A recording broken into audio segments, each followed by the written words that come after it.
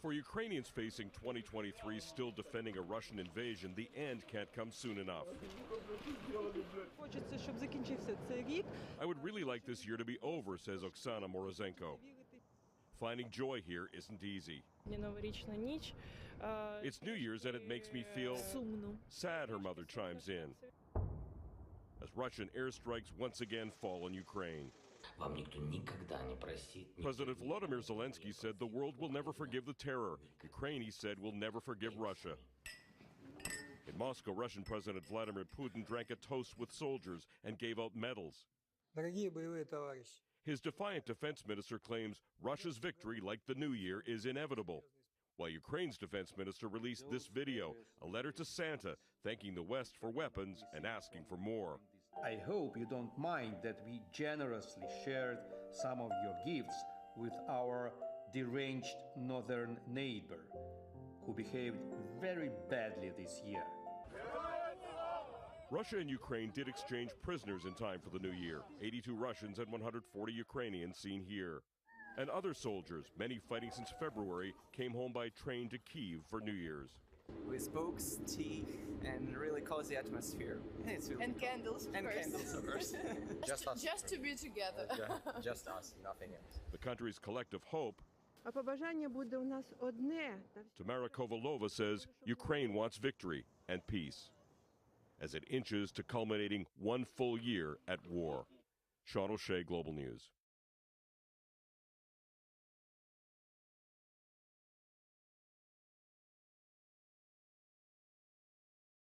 Krishnan, there's been a lot of talk of the fighting slowing down over the winter, but that's not what we've seen in Donetsk over the last few days. And President Zelensky said overnight that this is the most active battlefront at the moment. In the town of Bakhmut, there is street fighting. Across the steppe, the agricultural land, there are artillery duels. There are machine guns active all the time. And as we found out, in the trenches with Ukrainian soldiers, Russian snipers as well. Not the Somme, but Donetsk. Not 1916, but now in the 21st century. Ukrainian soldiers trudging through the splashing mire of the trenches. This is how it will be all winter, through rain and sleet and snow, inches of territory lost and gained.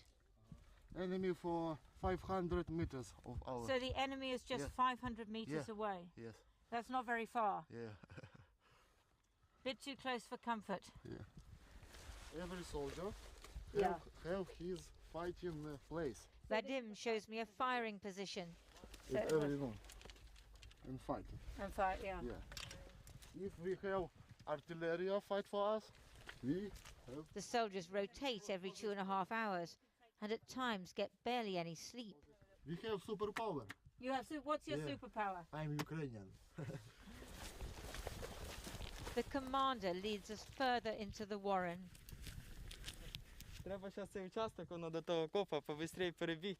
And tells us we have to run across a stretch of open ground, left so tanks can pass between trenches. The trees have shed their leaves, so there's no cover.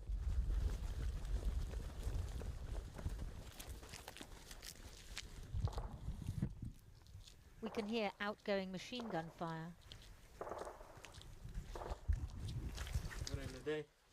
In the deepest part of the trench, it's always night. How are you?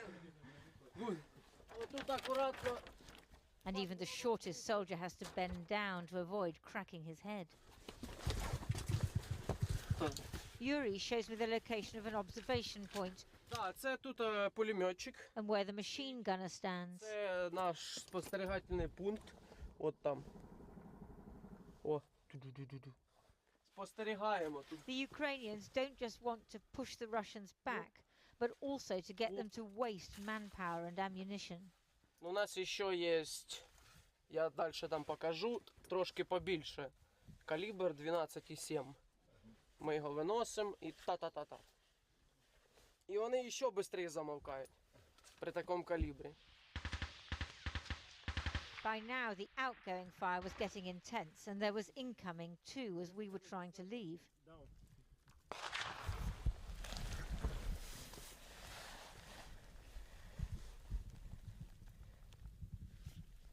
We've just heard sniper fire overhead.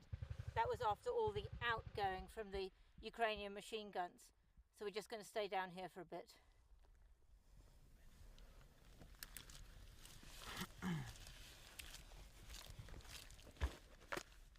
Пасе. Він тільки що тут. А ну давай вліво тут, накрий їх пулеметом, пожалуйста. Із ДШК може туди переботати. Коротше, тільки що йшов. І якраз отут він дивиться сюди. So we wait. Listening.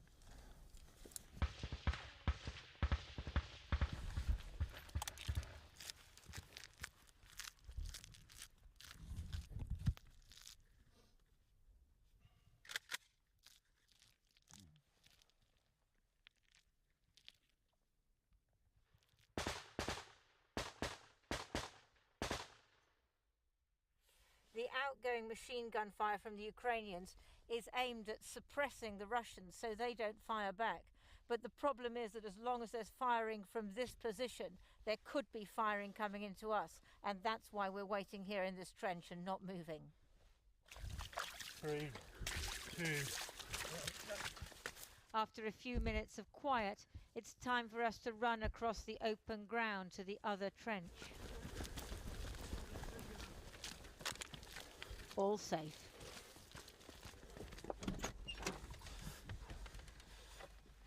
And now, down into the safety of the soldiers' sleeping quarters, which are warm and cosy, a necessity, not a luxury, because they need to keep kit dry. And Vadim has a companion. We have friend.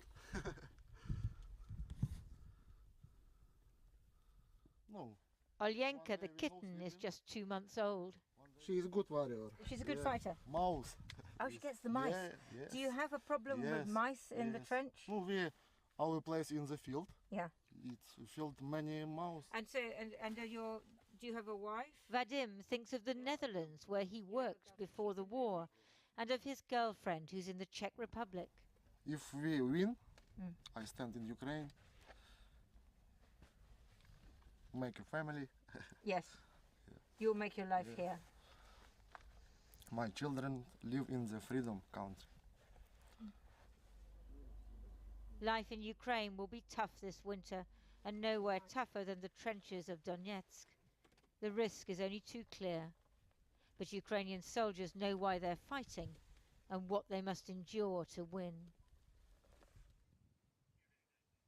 It's perfectly possible that this trench warfare is going to continue through the winter without either side making any notable advances. And you know, here in the background right now, even in Kramatorsk, I can hear the rumble of artillery. It's not clear how far away it is. Now, there's a NATO foreign ministers meeting tomorrow, and what they're going to concentrate on is the other threat, which is the Russians who are firing missiles at Ukraine's energy sector. That's the reason that so many towns in Ukraine don't have power, and some of them still don't have water. A lot of places they haven't managed to restore that yet. So what NATO countries are likely to do is provide more air defences, as well as generators and transformers, other things that will make civilians' lives just that little bit less difficult. I can't say easier over the winter. But even as that is going on, the men you saw in that report, Vadim, Yuri and others, are going to be in those trenches fighting. And so are the Russians. The Russians who are their equivalents, many of them conscripts, the poor bloody infantry, and their kit may be worse and they may have less discipline. And discipline is one of the things you need to survive a winter in the trenches. Now, in 2022, just as it was more than 100 years ago in another part of Europe. Lindsay Hilson reporting with her team Josh Ho, Rob Hodge and Maxim Drabok. For the visually impaired, a dubbed version of that report will be online shortly. And with more on Ukraine, over to Fatima. Thanks. Well, joining us now is Liam Collins, who was the founding director of the Modern War Institute at West Point, and he served as a defence advisor to Ukraine. Mr. Collins, this scenes of trench warfare, the bleakness, it evokes memories or scenes from the First World War. How sustainable is it? Yeah, I mean, it's normal for soldiers, right? In times when things slow down, you always dig trenches, you dig fighting positions really to survive artillery and drone attacks that they have now. So it's sustainable. This is anticipated. This is predictable. And in a war that's going to last many months and years, we're going to see it shift back and forth between large scale maneuver operations and then slowdowns where they're digging trenches. Do you think we will see soldiers freezing to death on both sides, perhaps? If the temperatures get down cold enough, I think there's that possibility, but I don't think it's going to be. That's really probably not going to happen. They're close enough to pull them off the front lines, warm up where they have to. You're not going to see them freezing, but you will see cases of frostbite and those kind of things. Mm. And in your analysis, how do the conditions compare for the Russian soldiers on the opposing side? Yeah, without a doubt, however bad it is for the Ukrainians, it's worse for the Russian soldiers. Most of them are conscripts, little training, little discipline, poor leadership. They don't have a non-commissioned officer corps. And so they really don't, they're just kind of thrown out into these trenches with no training or experience and trying to survive out there. And the Ukrainians we've seen, they're better armed, better trained, better disciplined, and that helps you survive the harsh conditions. So it will definitely be extremely difficult for the Russians when the temperature starts dipping lower. And on that subject of arms, how much of this conflict is essentially going to be an arms race? Essentially, how quickly each side can build up its weaponry. For the Russians, obviously, developing it themselves, but for Ukraine, how quickly Western countries can get weapons to Ukraine. Yeah, I mean, it's really just a matter of how long the war will go on, as you said. It's not necessarily an arms race. I think it's just going to be a war of attrition, and eventually the Russians will be fatigued. They just won't be able to. It'll be so costly, they just won't be able to continue fighting anymore. Will choose not to. And I think that's many months or years away, where the Ukrainians, they're not going to quit, right? They have the will to continue. They performed well. So as long as they're able to resupply, they're going to continue to fight. And we've seen how their performance has gone up earlier in the conflict when the missile strikes were hitting the cities. They were only shooting down about 20 to 25% of those Russian missiles. Now that's over 70%. So we've seen just in the last few months how much those new arms and ammunition have helped them. And we saw that nuclear talks between Russia and the US have been postponed this week. What's the significance of that, and what implications does it have in terms of any other negotiations around Ukraine? Yeah, I mean, I don't think it really affects negotiations around Ukraine. I think most of those, it's good to have the openness and communications for negotiations, but neither side, there's no overlapping agreement that can be reached. Russia's not going to just quit with what they have, and Ukraine's not going to allow Russia to keep the territory that it currently has, because if we saw after 8 years, they never got the Donbass back. So Ukraine's not going to enter any agreement that allows Russia to keep territory. And as of right now, Russia's not going to enter an agreement that doesn't allow them to keep territory. So that's why it's going to drag on, and most of these negotiations aren't going to lead anywhere. Okay, Liam Collins, thank you very much for joining us tonight.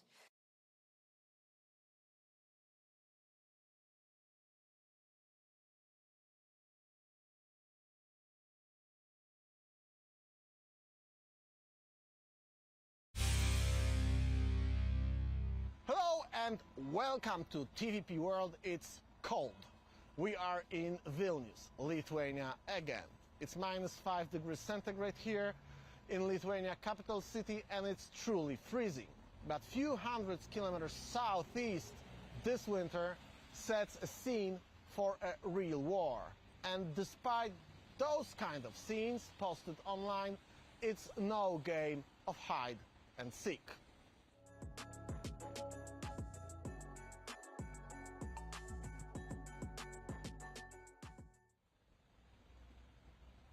But if you think that the chilling snowfall stopped the heavy weaponry from conducting its operations, you are mistaken. The Ukrainian Defense Ministry showed this clip, I think just to make you sure that you don't confuse the late autumn with early winter. At least the tank driver, this tank driver, doesn't confuse it.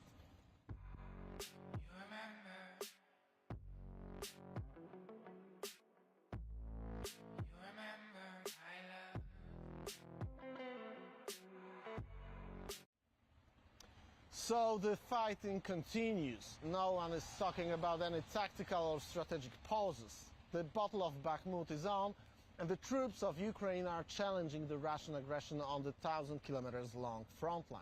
But this war is waged not only on the front lines. Yesterday, another wave of Russian rockets hit Ukraine cities and power infrastructure.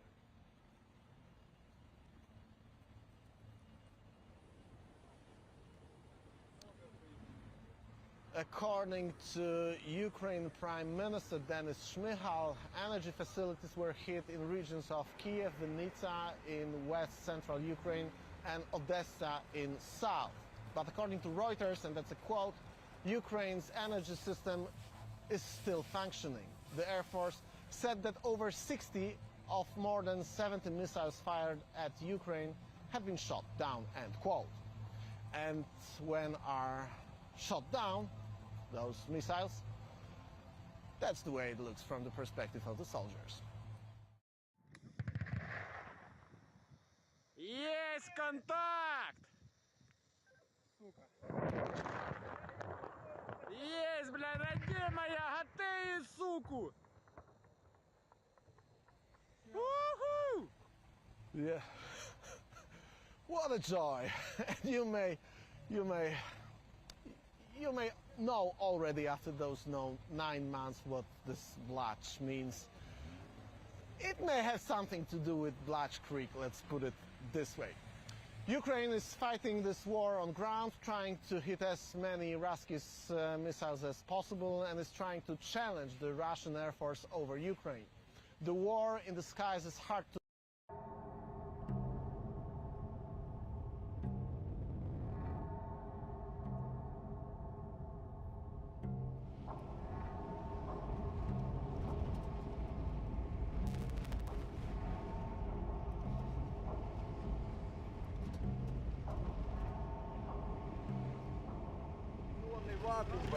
Ну, это, короче, думаю, не будет это самое. Сейчас поедем дальше. Ну, там болото, правда. Там болото, но там был интернет, я оттуда приехал, короче. Конечно, мне цели приходят, все дела, как же. Вот. Мы же не в 19 веке, там по рациям, ляси-тряси, тополяси. Все, ладно, хорошо, давай. Да, едем за нами, короче. Ну, смотрите, там мы будем ехать через это. Блокпост, я там скажу, что вы с нами, и этот, потом будем заезжать, там, конечно, немножко болото, но у меня другого варианта нет.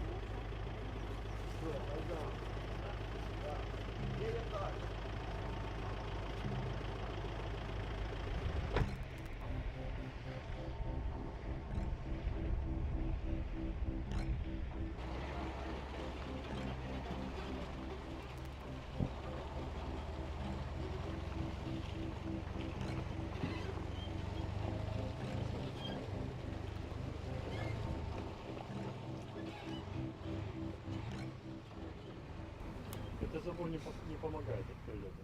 Да? Да, если уже и ложиться, то лучше ложиться вот сюда. Ага. Ну, этот забор, он тебя просто накроет.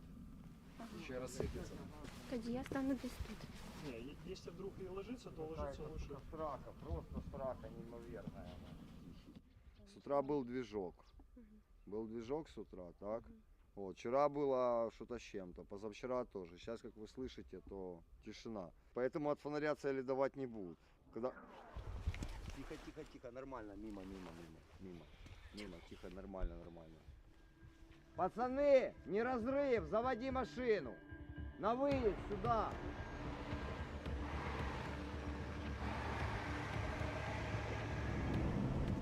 Сука, нахуй, блядь, пиздец, там интернета нема, блядь.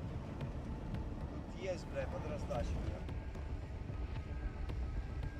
Да, ну перед нами упало, ну я не могу тебе сказать, короче, ну так по звуку, короче, что оно ляпнуло, то, ну, метров 300 где-то, плюс-минус, вот так вот. Это, то есть со второго, короче, прилета птица дает коррегирование, и со второго прилета, короче, блядь, падает уже намного ближе. Вот. У них там тоже не все дураки, вот. Дебилов хватает, ну, есть там такие товарищи, которые умеют воевать. Ну, тут послабее ихняя арта. На Херсонском направлении там такие монстры были, короче, Я думала, что с ними... будет жестче. Не, не, вы шо, смеетесь, блядь? Не. Там эти, короче, такие, я тебе говорю, именно звери. Приятно было с ними воевать. Еще не успел заехать, короче, тебе уже прилетает, блядь. Вот, или стреляешь, короче, тебе прилетает. А самая стрёмная херня, это знаешь когда? Это когда ты делаешь пострел, блядь. И в этот момент тебе прилетает, и ты понять даже не можешь, что прилетело. Потому что звук выхода и звук прихода, короче, спасает. И вот так вот стоим. Блять, посадка нахуй, ну угловая, блядь, да, я старался занять, короче, чтобы меня посадкой, блядь, как можно больше с двух сторон, короче, прикрывала, хотя бы с одной стороны. И он, блядь, падла, падает снаряд, этот, ну, блядь, сколько там посадки, 10 метров, да, там, плюс-минус, короче, блядь, мы стоим перед посадкой метров 10, ствол от посадки, вот, прицел высокий, короче, вот. Ну и он падает, блядь, за той посадкой, посадка нас прикрывает, помнишь, Артем, короче, да. Ебать, мы охуевшие, две машины, короче, блядь, быстро отбиваемся, ну тогда Д-20 были гарматы, ну а всякие, короче, если Д-20 и Геоцинт есть. Это, блядь, комбат на одной машине, короче, в одну сторону, блядь, я на другой, в другую сторону, блядь, смотрю в зеркало, короче, блядь, боковое, блядь, ляпс, нахуй, блядь, ну там, я же говорю, я даже не успел увидеть, как комбат, короче, отъехал, а что не успел увидеть, мы на двухоснике были, и вот это вот масеть, она, блядь, на нем пузатая такая. И, блядь, получается, в зеркало нихуя не видно, блядь. Я валю в одну сторону и знаю точно, что там комбат, короче, блядь. А отъезжаем метров, блядь, 200, нахуй, блядь. Говорю психу, псих-то за рулем был. Говорю, блядь, давай выворачивай, чтобы я, блядь, нахуй, ну, ебальник высунул, посмотрел. Я высовываю, оно прилетело уже. А? Лицо, фейс, чтобы англичане поняли, фейс. Я, блядь, свой фейс высовываю с машины, получается поворот вправо, короче, смотрю, а там, где комбатовая машина была, а там вот такая вот столб дыма, ну 152 прилетело, 2 штуки, короче, упали кучно, то есть там, где мы стояли, там вообще ничего нема, одна пыль, дым, дождей не было, короче, лето. Я такой, ё-моё, блядь, пишу комбату, блядь, в этот, не отвечает нифига, Суле, понял, мы. Раз, второй раз, третий раз, я, короче, в афиге, блядь, садится этот дым. Ага, смотрю, там нема нифига техники. Фу, блядь, думаю, куда же они смылись? Они нырнули, короче, между, блядь, там проемчик такой был. Буквально, я же говорю, секунды времени.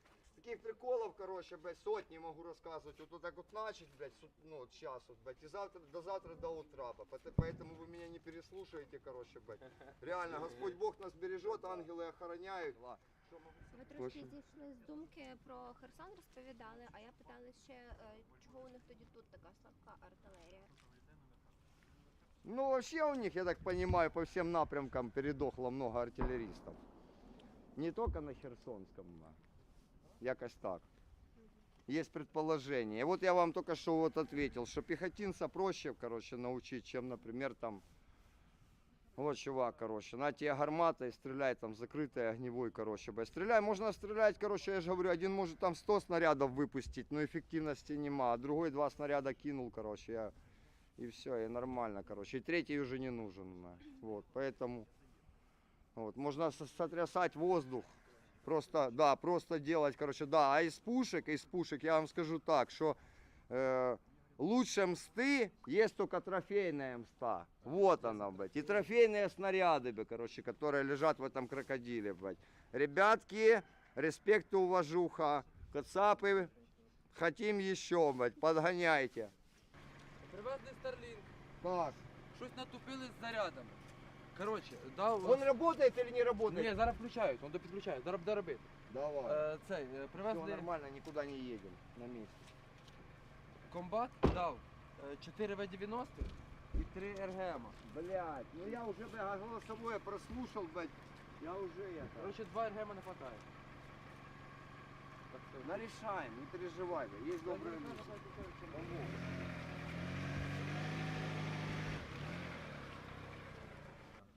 Та що я? Давай, швидко.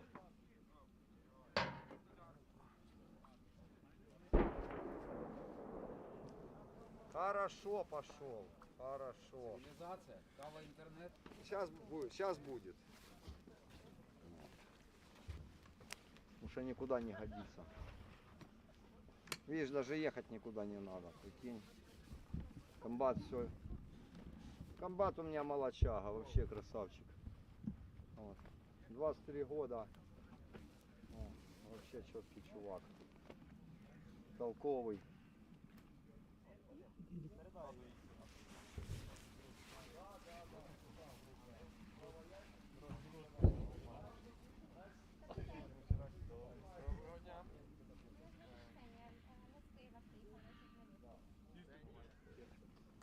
Як могу звати?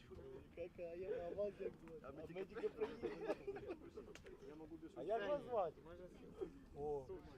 Это лучший отель, это лучшая ресторанная пища в этой... Так, оператор, снимай, компромат.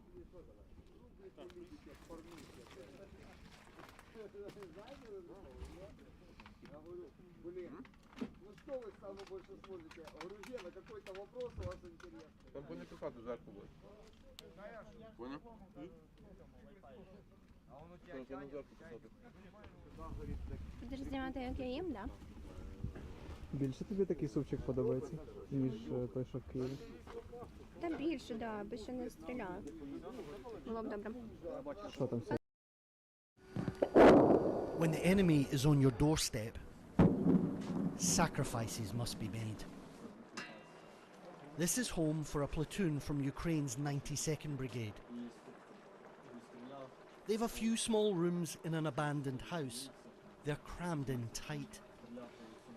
Meals are eaten standing up.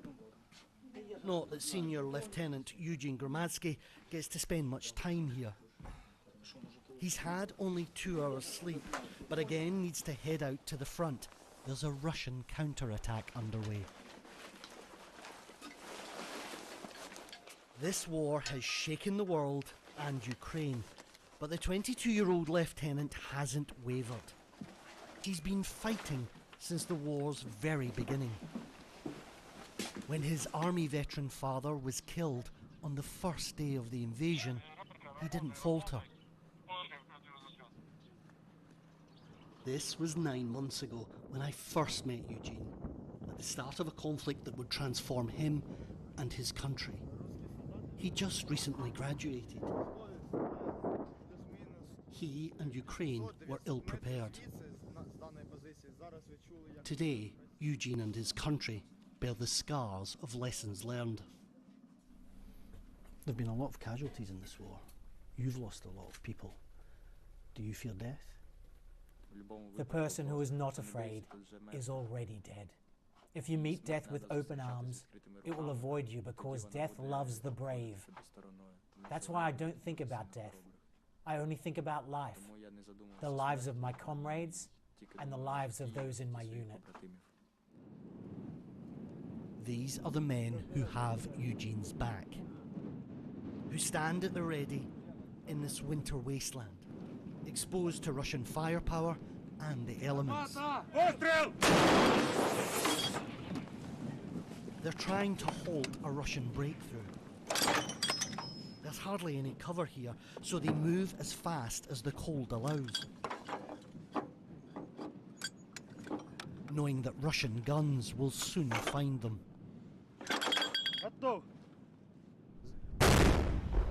The enemy's positions are being hit by fire. They're trying to advance, but our artillery is helping our infantry with a counteroffensive.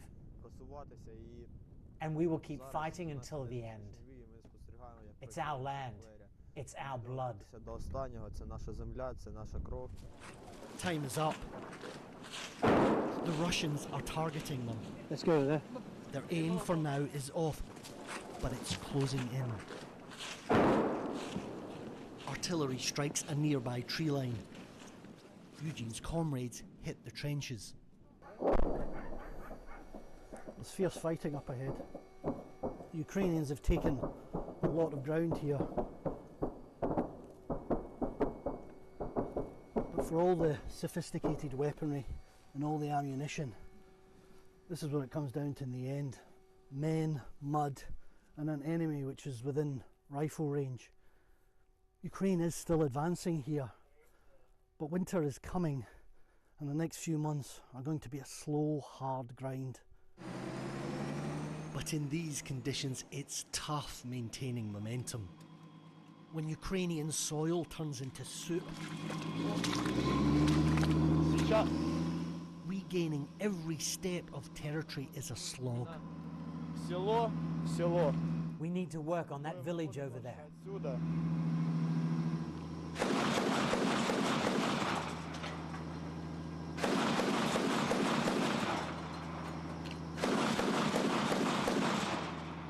It's one of only a couple of dozen villages still in Russian control in Kharkiv region. Every day is a battle for the upper hand. The road they must travel is dangerous, pitted with Russian hits and misses. In the freezing cold, everything is an effort. They've lost men on this route. And the bitterest months still lie ahead here. Other than a tank, this armoured personnel carrier is about the only thing that can get through this thick mud. And as you can see, even it's struggling. The men have done a lot of miles in this vehicle and they credit it with saving their lives when they were hit from a grenade launcher.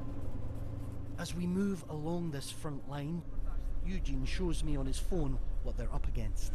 This is the same armoured personnel carrier that I'm in now. This was earlier though, and you can see how close the fighting is. There are 20 odd Russians in this building there, and this is Eugene and his men opening fire on them. None made it out alive. Movement is spotted.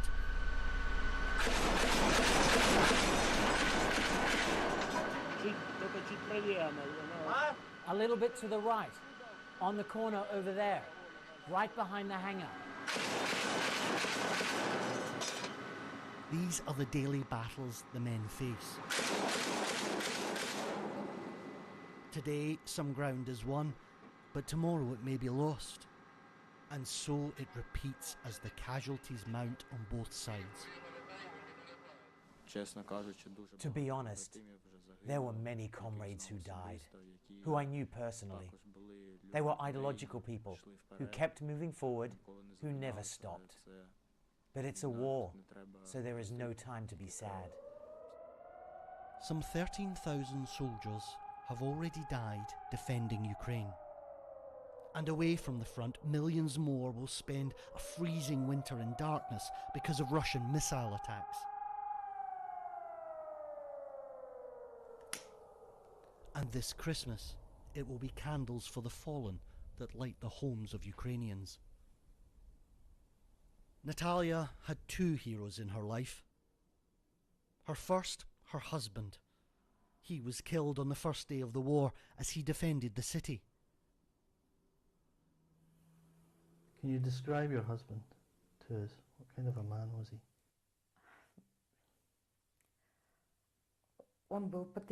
He was a patriot, a real patriot of our country. He was a Ukrainian. You must miss him. A lot. I miss him a lot.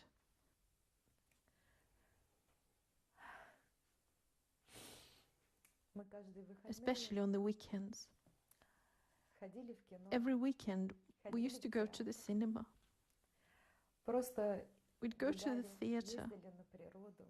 Or we would just go for a walk to see nature and historical places and visit other cities. We used to travel so much together. Of course I miss him. It's okay. And Natalia's trials are far from over. Her other hero is her only child. She's Eugene's mother. The young lieutenant fighting at the front, seen here with Oleg, his father, who died in battle. She has given everything for Ukraine. 9 months into this war, do you have a message for other Ukrainian mothers?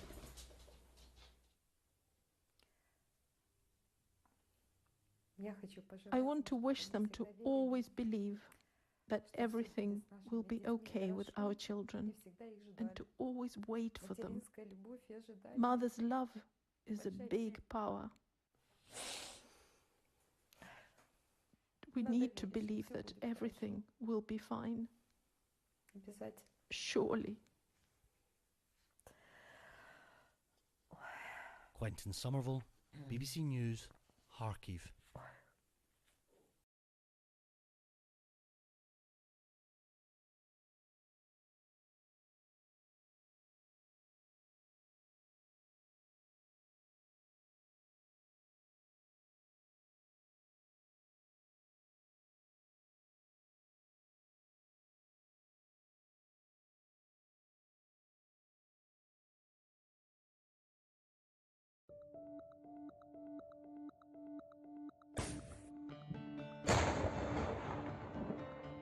Чим вони стратегічно важливі?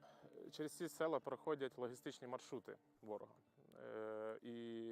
А як ми знаємо, що логістика – це перше, тобто, воїн, який не забезпечений, він не зможе воювати. Там есть развязка ЖД, и это очень сильно нарушит их логистику. И тогда, я думаю, они от Бахмута отступят. Ворог повинен усвідомлювати, що ми йдемо, ми несемо загрозу.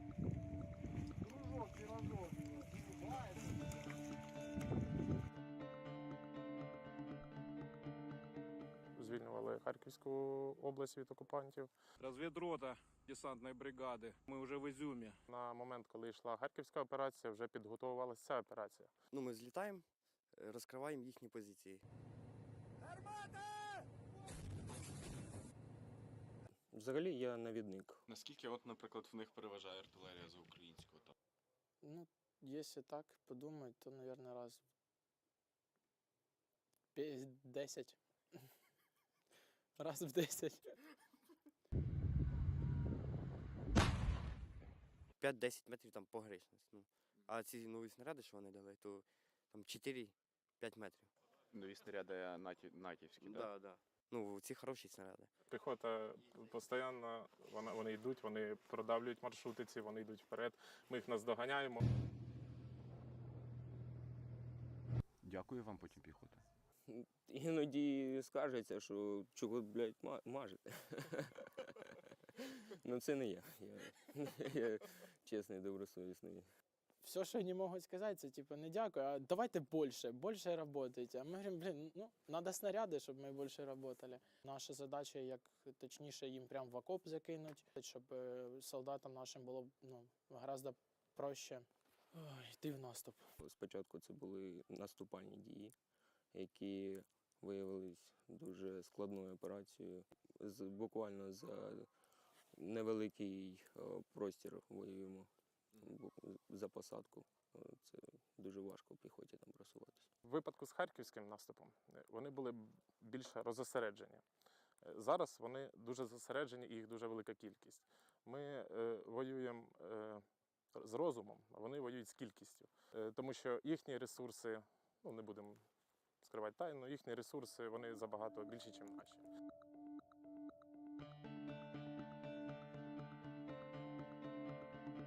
Спочатку мобілізованих кидають на смерть вірну, на м'ясо, а потім, якщо вони проривають, то йде вже більше досвідченіші воїни. Вони пруть масою, і полягає в них дуже багато, тому що у них немає ні тактики, ні нічого подібного.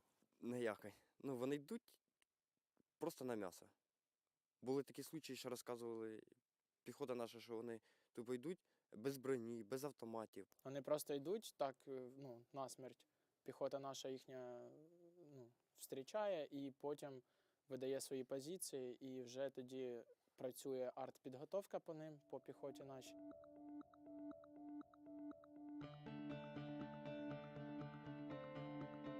В мире речи не идет. Мириться с нелюдами, это глупо. Я вважаю, що ще недовго це все перетримається. Ці гніди вимруть та буде вільно дихати у нас. Приходять думки, що скоріш за все, це вже закінчиться і ми повернемося до нормального мирного життя. Тому що війна це не є добре.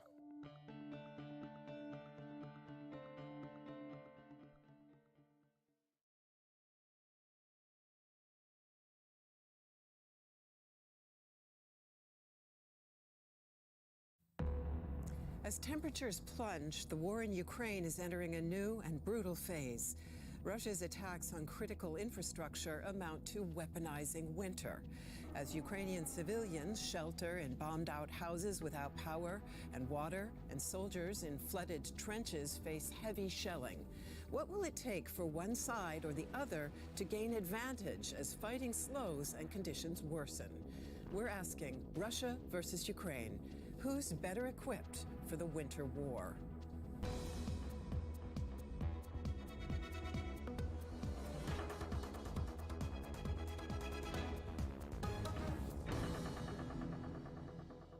Welcome to The Point. It is a pleasure to greet our guests. Nico Lange is Senior Fellow at the Munich Security Conference and was previously Chief of the Executive Staff at the German Defense Ministry.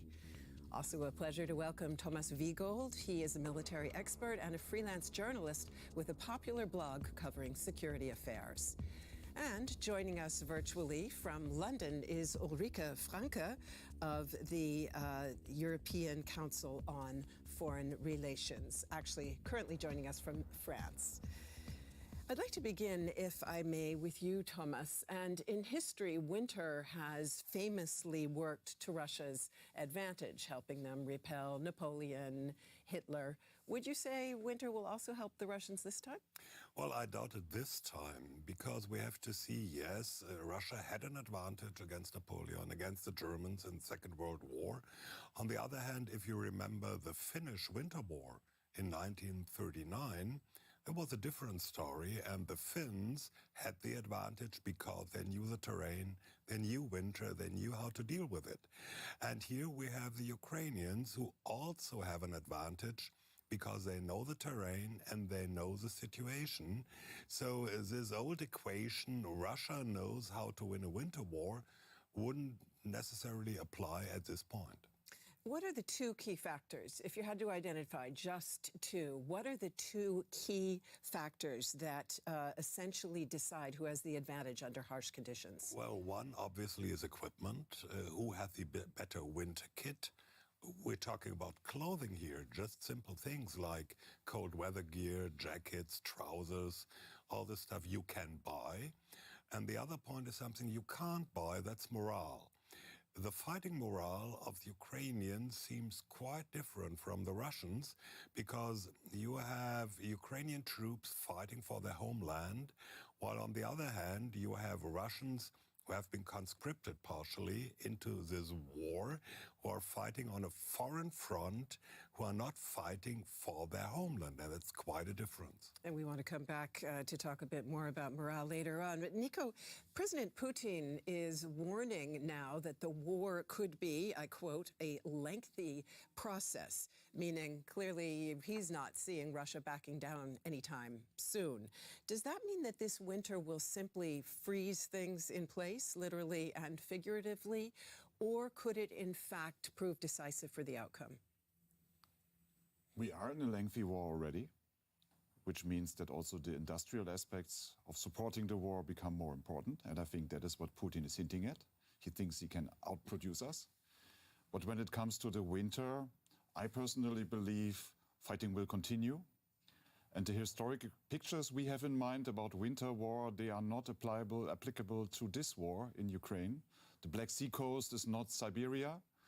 And even if it is cold, for example, Ukraine has a lot of vehicles on wheels. They will get more mobile when the ground is frozen. So we might even see more activity because I think Ukraine is trying to use the advantage it has and use the momentum further, even in winter. Very interesting. Ulrike, if equipment and morale are the two crucial factors, that would seem to favor Ukraine, in fact, as we heard. But Is there reason to doubt that that might be the case going forward? Apparently, Russian air transport planes have been seen making repeated trips to China, and there's speculation that they are picking up gear and equipment for Russian soldiers. Could that change the calculus here?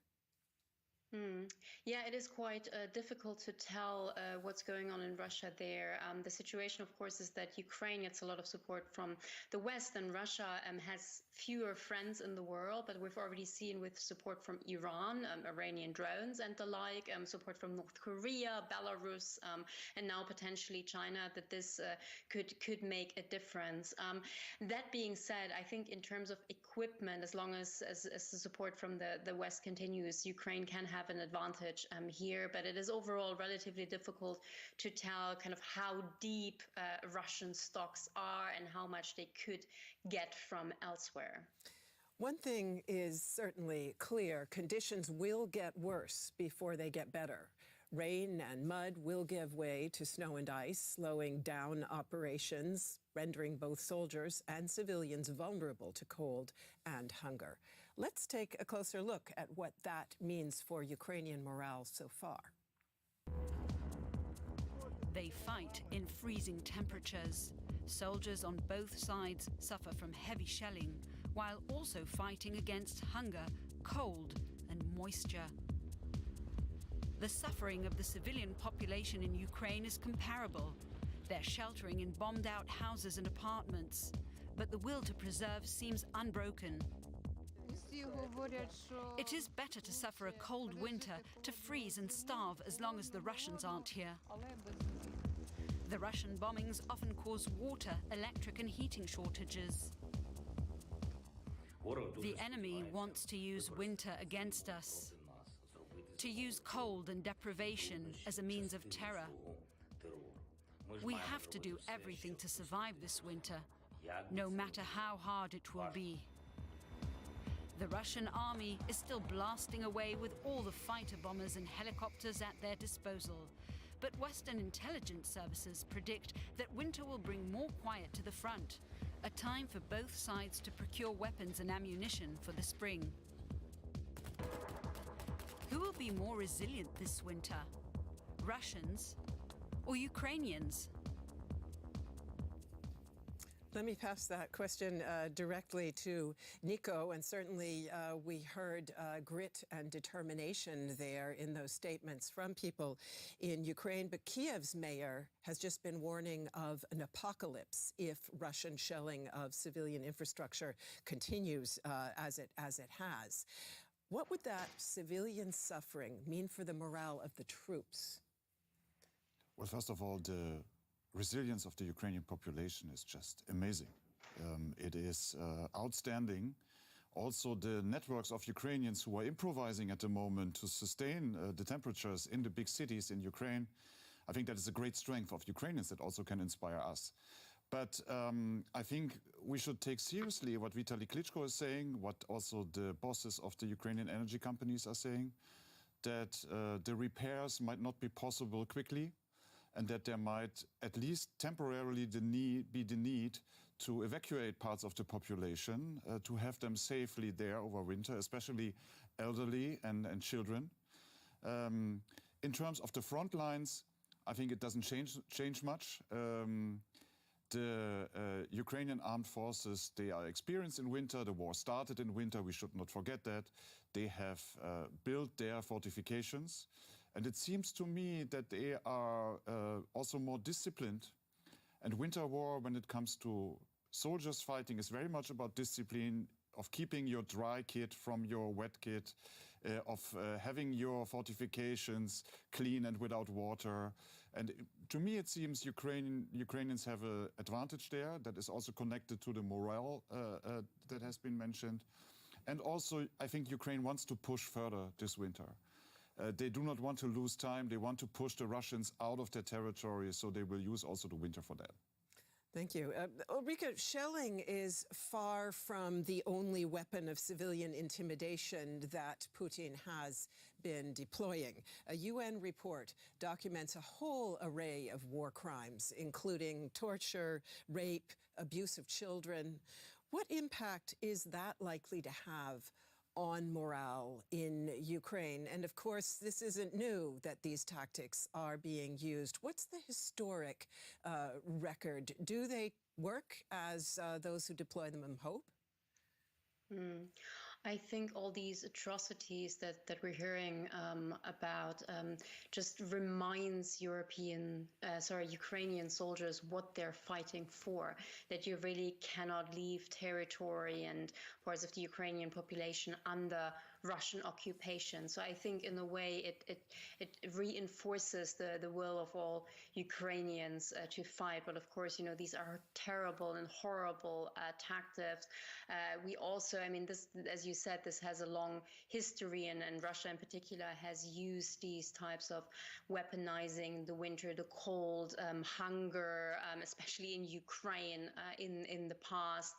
We know this well. But yeah, overall, it does reinforce, I think, the will to fight. We've just seen in the clip that you showed earlier, this woman who said, we can starve and we can freeze, but as long as we aren't under Russian occupation, we're happy, and this is what we're fighting for. But it depends on how bad it gets and how many people might actually die of, cold. Thomas, I'd be interested in your thoughts on that point. And then also as well, it's often said that Russia could use the winter pause to regroup and to recuperate from the pretty severe losses that it has seen in recent months. Can Ukraine, do you think, deny it that chance? Well, they can try. I'm not sure if they really can. Of course, Russia will use any pause in the fighting to beef up its strengths, to transport material, to transport troops. And whether Ukraine really has a chance to deny them that chance, that's not sure yet. On the other hand, we've seen in recent days that Ukraine was able to strike inside Russia, which means there's a shift, still a minor shift, but there might be a shift not in the front line, but in the fighting. So Ukraine might have more chances than it had before. Let me ask you to talk a little bit more, both of you in the studio, first of all, about those strikes, because they were carried out by drones. And as far as we know, it's a bit shrouded. Yeah. Certainly, this is now a full-scale drone war. Is that right? That's right. We've seen drones in various sizes and in all different tasking, from the cheap stuff you can buy of eBay or whatever, up to old Soviet drones, up to rather modern Iranian drones. So there's the full scale of unmanned warfare introduced in this war. Ulrike, Ukraine, we think, as we just said, has used drones to strike deep into Russian territory, both military airfields and a refinery. Is that, do you think, likely to provoke escalation on the Russian side? Chancellor Scholz said this week that he actually believes the risk of an escalation and a nuclear strike has decreased. And this is something that is of enormous concern to our viewers, as we can see from some of the comments that are sent into our YouTube site. So I'd be curious about your assessment. So I think the risk or the fear of an escalation, especially a nuclear escalation, is always there and needs to be taken into consideration. However, first of all, this isn't the first time that Ukraine has struck within Russian territory. Actually, I think in the first month of the war, there was a Ukrainian attack in Russian territory, which didn't lead to that kind of escalation. Now, this attack was closer to the front line than the attacks in recent days, but nevertheless, and similarly, there were the attacks on the bridge to Crimea, where also there was a lot of speculation that this would be the moment where Russia escalates further, and it didn't. It's difficult to tell because in the end it is Putin who decides whether or not and how to escalate. But I think what Ukraine really wanted to do with these attacks in Russian territory is to send a signal, and a signal to both Russia and the West. The signal to Russia is, of course, if you start a war, you can't, this cannot be cost-free, and you can't expect that this doesn't, influence you as well at home, and we can strike in your territory. So that's an important signal. And the other signal was to the West. The West has been somewhat reticent delivering systems that can strike within Russian territory, exactly because of this fear of escalation. And basically, Ukraine is now showing that they can do it with their own equipment, whether it's old Soviet equipment, as it has been speculated, or newly developed equipment. So there's this kind of signaling in both directions through these attacks. But it is true. Again, we cannot be entirely sure with regard to the fear of escalation, but what we're hearing out of Russia at the moment, I don't think that this type of escalation is imminent. Nico, who has the advantage in a drone warfare? Is it possible to say, when you look at the two sides, whether one or the other essentially can use this to greater benefit? And second question, EU sanctions are now aiming to choke off Russia's access to drones. Would you expect them to be able to do that? Well, first of all, I agree with everything that has been said, that drones are omnipresent in this war. And they are very often also used as a support. So it's not only a drone warfare. I think it's a combination of low-tech and high-tech that we are seeing. And even infantry soldiers would not move forward, I think, on both sides without having drones in the air, having reconnaissance about their area. It's difficult to say who has an advantage, but what we have seen is that Ukrainians were able to innovate during the war, to improvise, to come up with new ideas, and that they are very good in using all the digital possibilities that were there to have a better understanding of the situation, and that helped them with shaping their operations. So I would see a little advantage on the Ukrainian side there. I would even extend your point about the sanctions. Both sides are using a lot of civilian drones at the time. I think it would be a bold move to buy off all the civilian drones from the market, to give them to Ukraine so that Russia cannot get them. I mean, that would be the size of the support that is needed. Drone warfare has an aspect, I think, that we also can learn from in NATO. The Ukrainians are able to do things that we are not capable of, and that is also something that should be looked into. When we look at Ukraine's capacity, Thomas, they actually have been known until now for speed and surprise. We heard Nico say earlier that he doesn't actually see the war slowing down as much as some people seem to predict. I'd be curious whether you would agree with that, or whether you think actually Ukraine will lose some of that advantage that it has in the past. No, I do agree. I think the winter will not really have an effect. Of course, winter always slows down operations. Mud and all this stuff will slow down. We will see whether wheeled vehicles will have an advantage when the ground is frozen, how much tracked vehicles will have an impact. Ukraine has both, the Russians have both. Russia has some problems with logistics when roads are closed. So we'll see how this works out. My impression is Ukraine is a bit ahead. On the other hand, Russia has vast stockpiles, not only of ammunition, but also of old materials. So you might say, well, it's an old truck or it's an old tank, but still, if you have thousands of those, quantity is making a difference. I think that's the main point. Ukraine has partially better material, but limited quantities. And that's also a question to the West, how they can replenish those quantities. Absolutely. And on the subject of, I wanted to go to limited quantities, but in a different area, namely munitions, because you have said, Nico, elsewhere, that the war could come down to a competition over munitions. And we are seeing reports, including from U.S. intelligence, that Russia is facing shortages of ammunition. So would you say that those are confirmed? And how does it play out that some Western countries are also seeing munition shortages, including this one, Germany? What will that do in terms of influencing the fighting? Putin seems to believe that he can outproduce us. not in all areas, but in the area of artillery ammunition that he is relying on very much.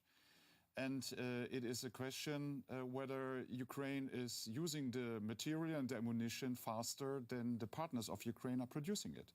Ukrainian defense industry is destroyed through airstrikes, and it is on us to support Ukraine. And I think even the signal of scaling up production capacities would already send a communication to Putin that we will do whatever is necessary, and he should not calculate that over time he can gain the upper hand again. I think that is very important now. So it's not only the production of the ammunition itself, it's also the communication vis-à-vis Putin. And of course, we have not been ready for a full-scale war in Europe, and stockpiles have not been prepared. I think that's not only true for Germany, I think that's true for many countries.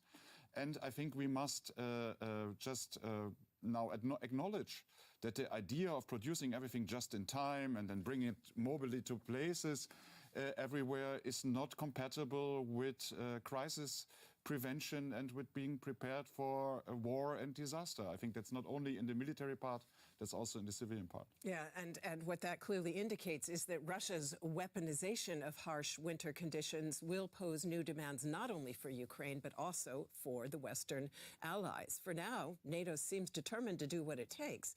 But could that change as Europe faces its own winter challenges?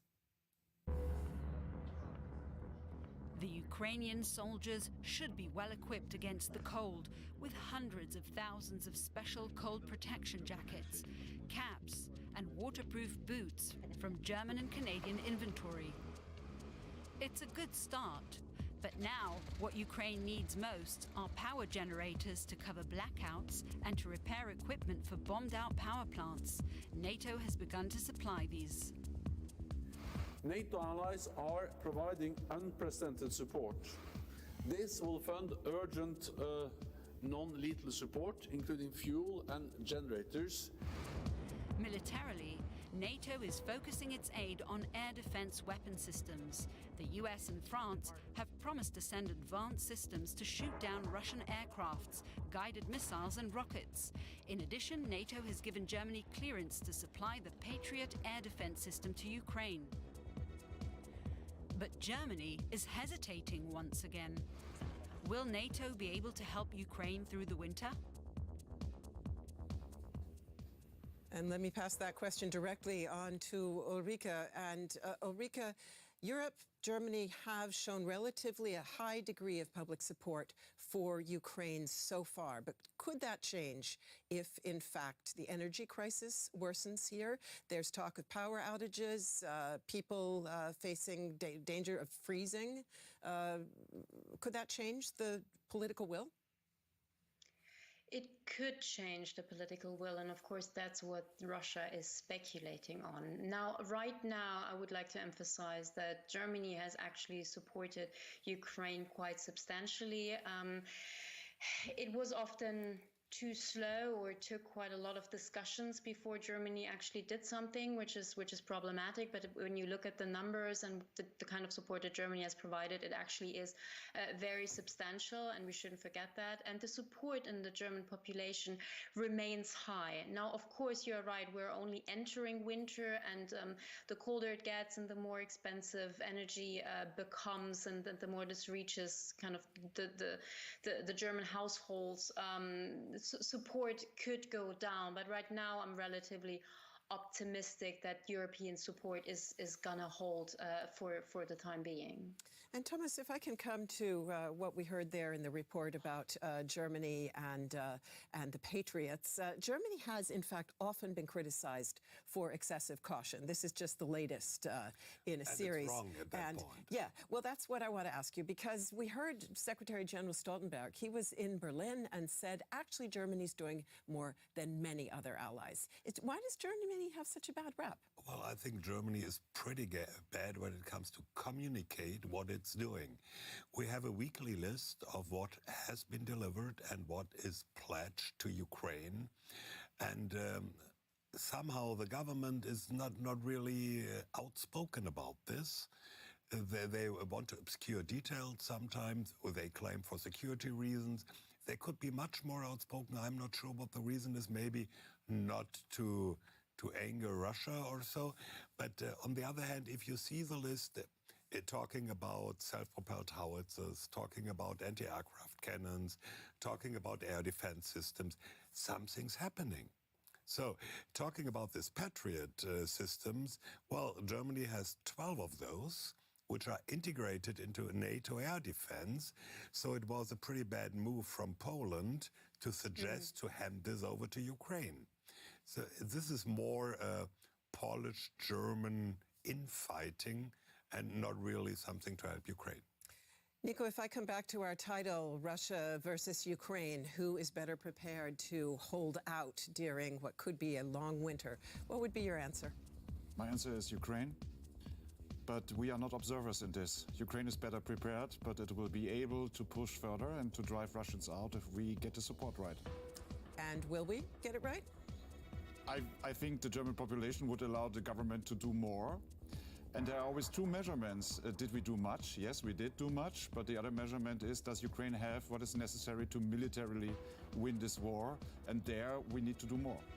Thank you very much. Thanks to all of you for being with us today, and thank you to our viewers for tuning in. Check out our YouTube channel and tell us what you think about the program. Pleasure to see you. Goodbye.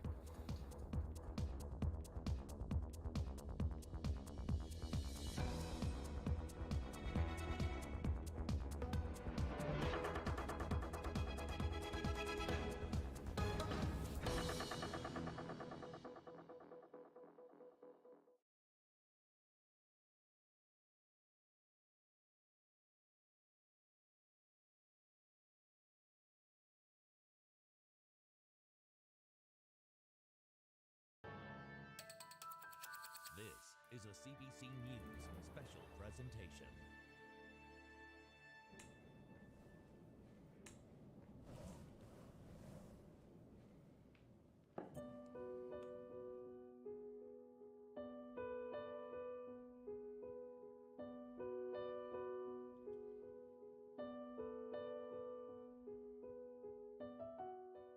My name is Albert Ernest Richardson.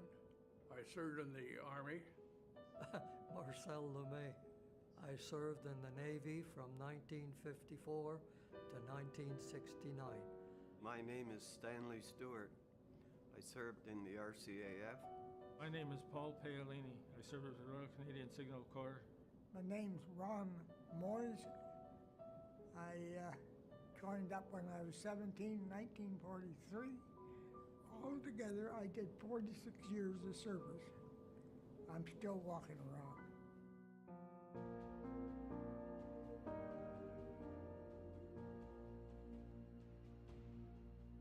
In Flanders fields, the poppies blow. Between the crosses, row on row. That mark our place, and in the sky, the lark still bravely singing flies, scarce heard amid the guns below.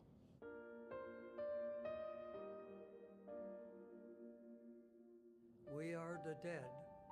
Short days ago, we lived, felt dawn, saw sunset glow. Loved and were loved, and now we lie in Flanders field.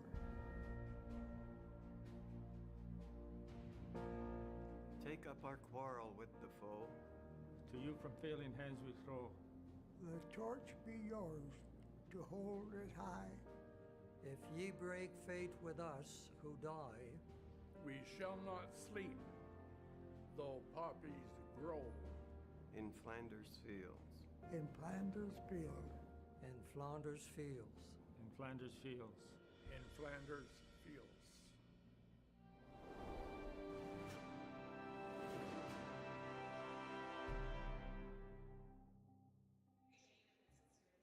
You are looking at some of the crowds there gathering here in the nation's capital, in Ottawa, around the National War Memorial. It is a fairly balmy day in Ottawa today, 13, 14 degrees, a far cry from what it is usually like in a November day in Ottawa. So we expect that to be reflected there in the faces you're seeing gathering to honor people who have served. Also, I should say, the first Remembrance Day where there are no COVID restrictions at all. So we are expecting large crowds to gather right there where we are around the National War Memorial on this, the 11th day of the 11th month. And of course, at the 11th hour, we will take a moment to remember those who have served, who continue to serve, and those who have made the ultimate sacrifice. Good morning to you. I am Rosemary Barton here to be with you for our special National Day of Remembrance here in the nation's capital. Of course, many of you taking a moment of silence and a moment to reflect on this day across the country in different cities and towns and in many different ways. We want to, of course, thank some of those veterans you saw in the opening video. They're all veterans at the Pearly Health here in Ottawa, reciting in Flanders Fields and talking a little bit about who they are and what they've done. And we'll hear a little bit more from some of them about the ways that they have contributed and served this country through their lifetime. But we do appreciate them doing that. It was very moving to see them all reciting that famous poem in Flanders Fields. Just a couple of housekeeping notes as we get underway for the ceremony. The American Sign Language interpretation, if you need that, is available for this ceremony today. It is streaming on cbcnews.ca, on CBC Gem, and on the CBC News app. Lots of ways, of course, to watch us through the day. And there'll be lots of people here to help us with our coverage, to talk to some of the people gathering, the crowds and the veterans. And of course, Hannah Thibodeau is one of those people. One of Hannah's very favorite days, I know, because she gets to talk to some people who have become familiar faces and even friends of hers and ours as we reflect on this day. Hannah, good to see you this morning. Thank you, Rosemary. And usually I end with Second World War veterans, but today I'm going to begin with one. I am joined by Arthur Webster.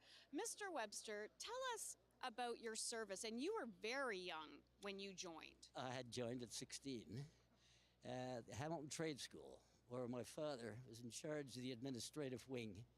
And he and another sergeant major swore me in at half pay, which was 65 cents per diem. A lot of money back then. A lot of money back then? I was 16. Yes. That was a young age to join. I wanted to join. I have two brothers in, as I told you. Yeah. And my dad and my pal and I, we both joined together. Victor, whom we'd gone to school together for 10 years. So we knew each other very well. And fortunately, ended up in the same regiment. Were you ever scared? You went to a lot of different locations. Yes, I had. But I was too young to be frightened, I suppose. I suppose I was scared on occasion, but I don't recall. You don't recall because you're really too young? Too young, supposedly. And I was actually doing some helpful work to the regiment. What does it mean to be here today for you? I come here often, and it's a great day. Look at the people that have come here. These people have never forgotten. And a lot of them, naturally, are relatives of their soldiers, airmen, Navy. So I think this is why, and everybody like myself remembers the 11th of November. When you have that moment of silence today, what goes through your mind? My two brothers, my father, my parents, they've all gone, including my Mrs. Webster, unfortunately. I'm sorry, that was recent. It's certainly, 4 months ago, actually, the 28th of this month. However, I'm getting along. Everybody loses their partner eventually. I was hoping me first, but no, it wasn't. But you're still pretty young. Well, 97 and a half. That's not too young. But I'm versatile. I can still hang around, do things. What's your message to this crowd here today? Well, I see you looking at them too. Indeed, because there is quite a crowd here.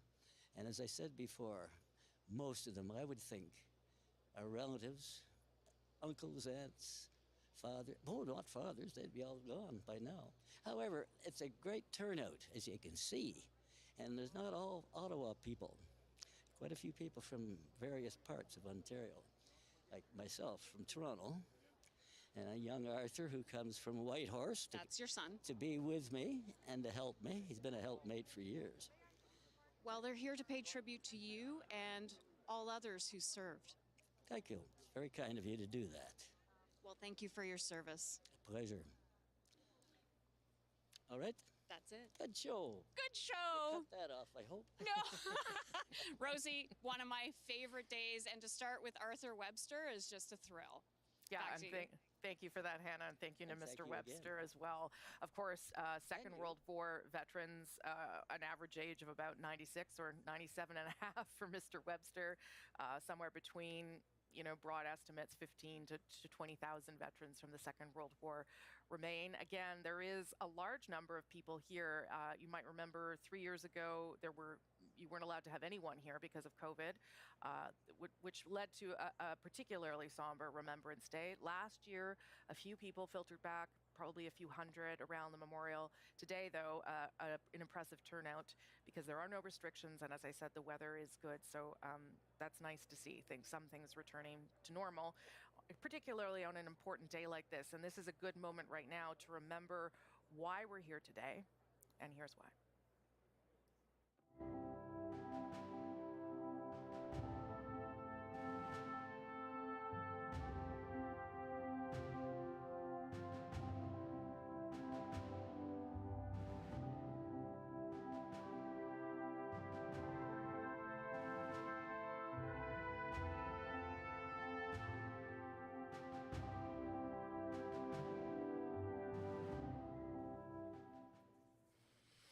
That is good to remember, not only where Canadians have served through the years, but also how many Canadians have made the ultimate sacrifice, how many we have lost, and to help us think about what this day is about and those people who have served, and to remember our history, we're going to welcome Andrew Birch. He's the Canadian War Museum's post-1945 historian. Nice to see you this morning, Mr. Birch. Thanks for having me, Rosie. Appreciate you doing this.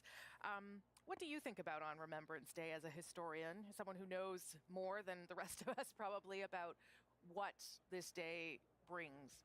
Well, when I'm looking at the crowds here, I'm just reflecting on the fact that this represents a bright line linking the first Remembrance Day, Armistice Day in 1919, right through to the present.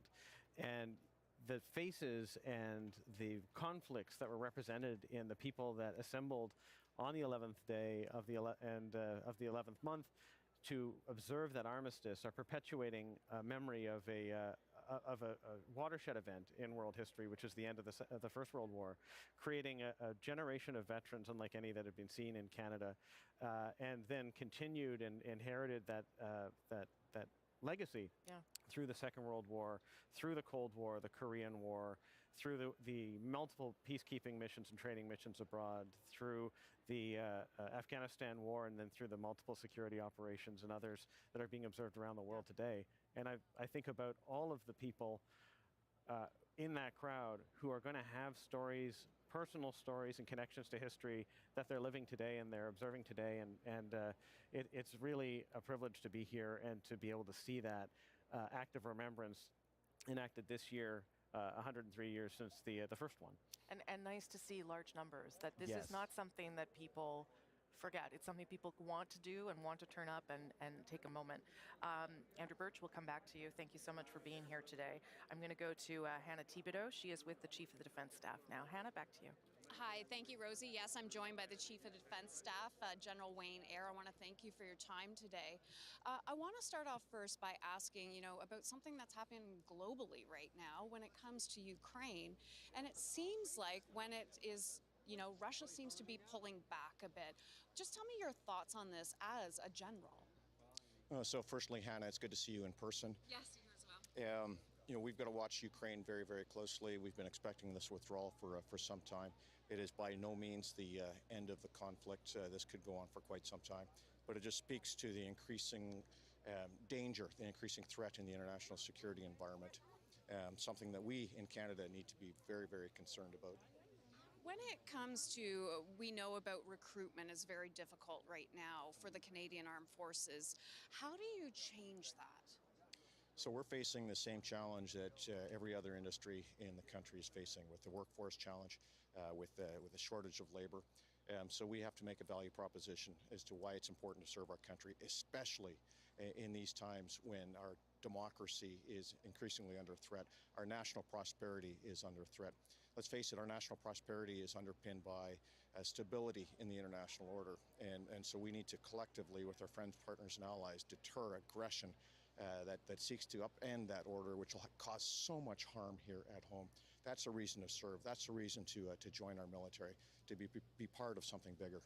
Let me ask you about the Queen. This will be the first Remembrance Day ceremony where the Queen has passed. She also served. She was a veteran.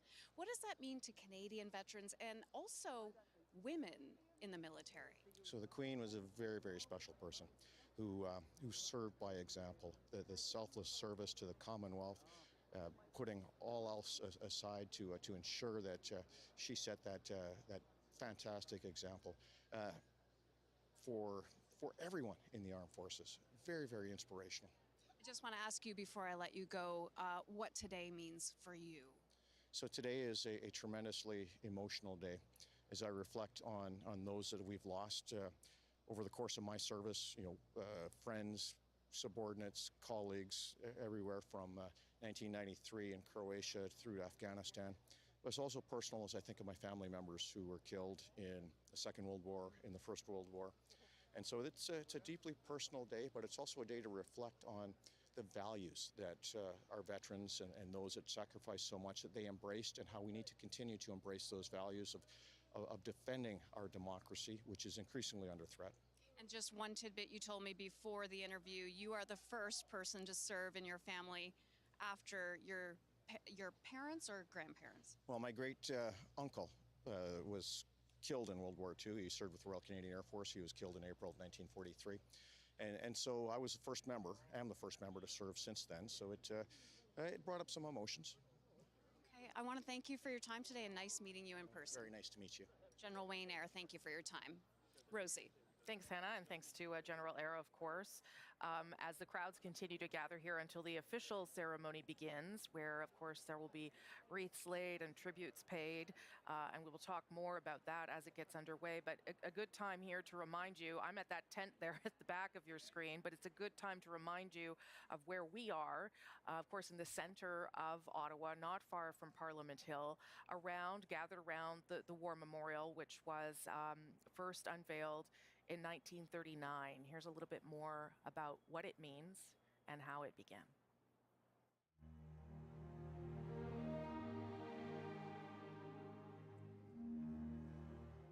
In 1939, King George VI officially unveiled the memorial, originally built to mark Canada's sacrifice in the First World War. Without freedom, there can be no enduring peace, and without peace, no enduring freedom. Peace and freedom, those values symbolized by two bronze figures sitting atop the granite arch. Marching through the archway, 22 sculptures representing the Canadians who have answered the call to serve. And directly in front lies the tomb of the unknown soldier, a poignant reminder of the 116,000 men and women who fought and died for their country. Over the years, the memorial has been rededicated to honor all Canadians who have served in times of war. The Boer War, the Second World War, the Korean War of the 1950s, and the decade-long mission in Afghanistan.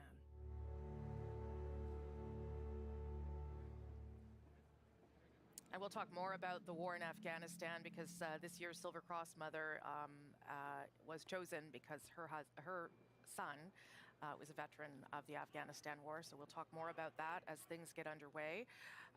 But as you can see, just about 30 minutes or so, not even, 15 minutes or so from the beginning of the official ceremony. Let's go down to David Thurton. He is in the crowds talking to people about why they're here and why they've come, and they are turning out in some big numbers today. David, so over to you. Hey, Rosie, it's good to be with you. It's good to be with Canadians. I have to say that the crowds were back last year, and they are back even more this year. You could take a look. You could see that, we're on Elgin Street right now. It's about 10, maybe 12, 15 people deep in some places. And I just wanted to introduce you to one person who is in the crowd right now, Sergeant Titus Alulu. Welcome to Ottawa. He's from Pond Inlet. He's a Canadian Ranger. You're no stranger to Remembrance Day ceremonies here in the nation's capital, but you usually celebrate it, or mark it, in Pond Inlet. Yes. Just tell us about how ceremonies compare to, compared to how we mark it here in the nation's capital. This is very different from what we do up in the Arctic during the ceremony. It's quite normally they're very small. This one is huge. Like it's national. We march and then we go into a place and then celebrate in a community hall or church. And of course, it's much colder. The winter starts a bit earlier up in the Arctic. I don't think a lot of Canadians probably realize how much work the Canadian Rangers do in protecting, Canada's north. What do you want Canadians to know about the work that the Rangers do? We are in the areas. I'm talking about my area. There's Canadian Rangers in every province, in the northern part of provinces. But in the high Arctic, we patrol the part of the Northwest Passage. Our job is to see and report to our headquarters. Anything that we see that is out of ordinary ships, other vessels and airplanes, that sort of thing. We also monitor ships in summertime along with the Canadian Armed Forces. Absolutely. And you also help the Canadian Forces by doing a lot of cold weather training, helping them, learn how to survive on ice, you were telling me, for a number of days without any type.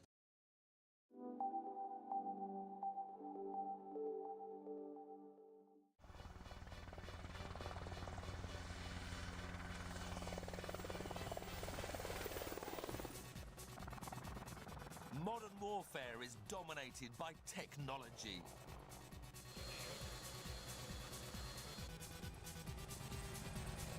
Never more.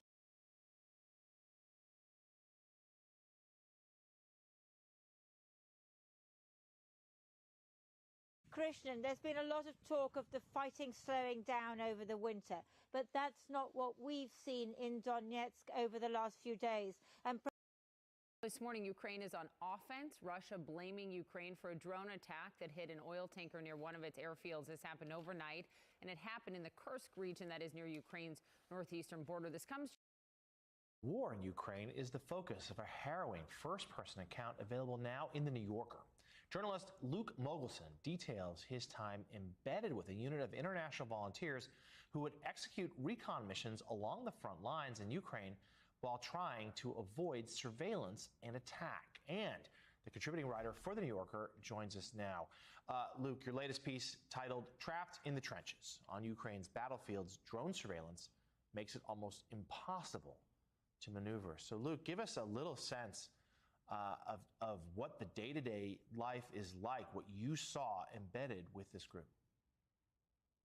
Well, it's incredibly difficult and brutal and dangerous. And the Ukrainians who are holding the line on the Eastern Front where I was have had to endure great hardship for months at a time, sometimes without respite.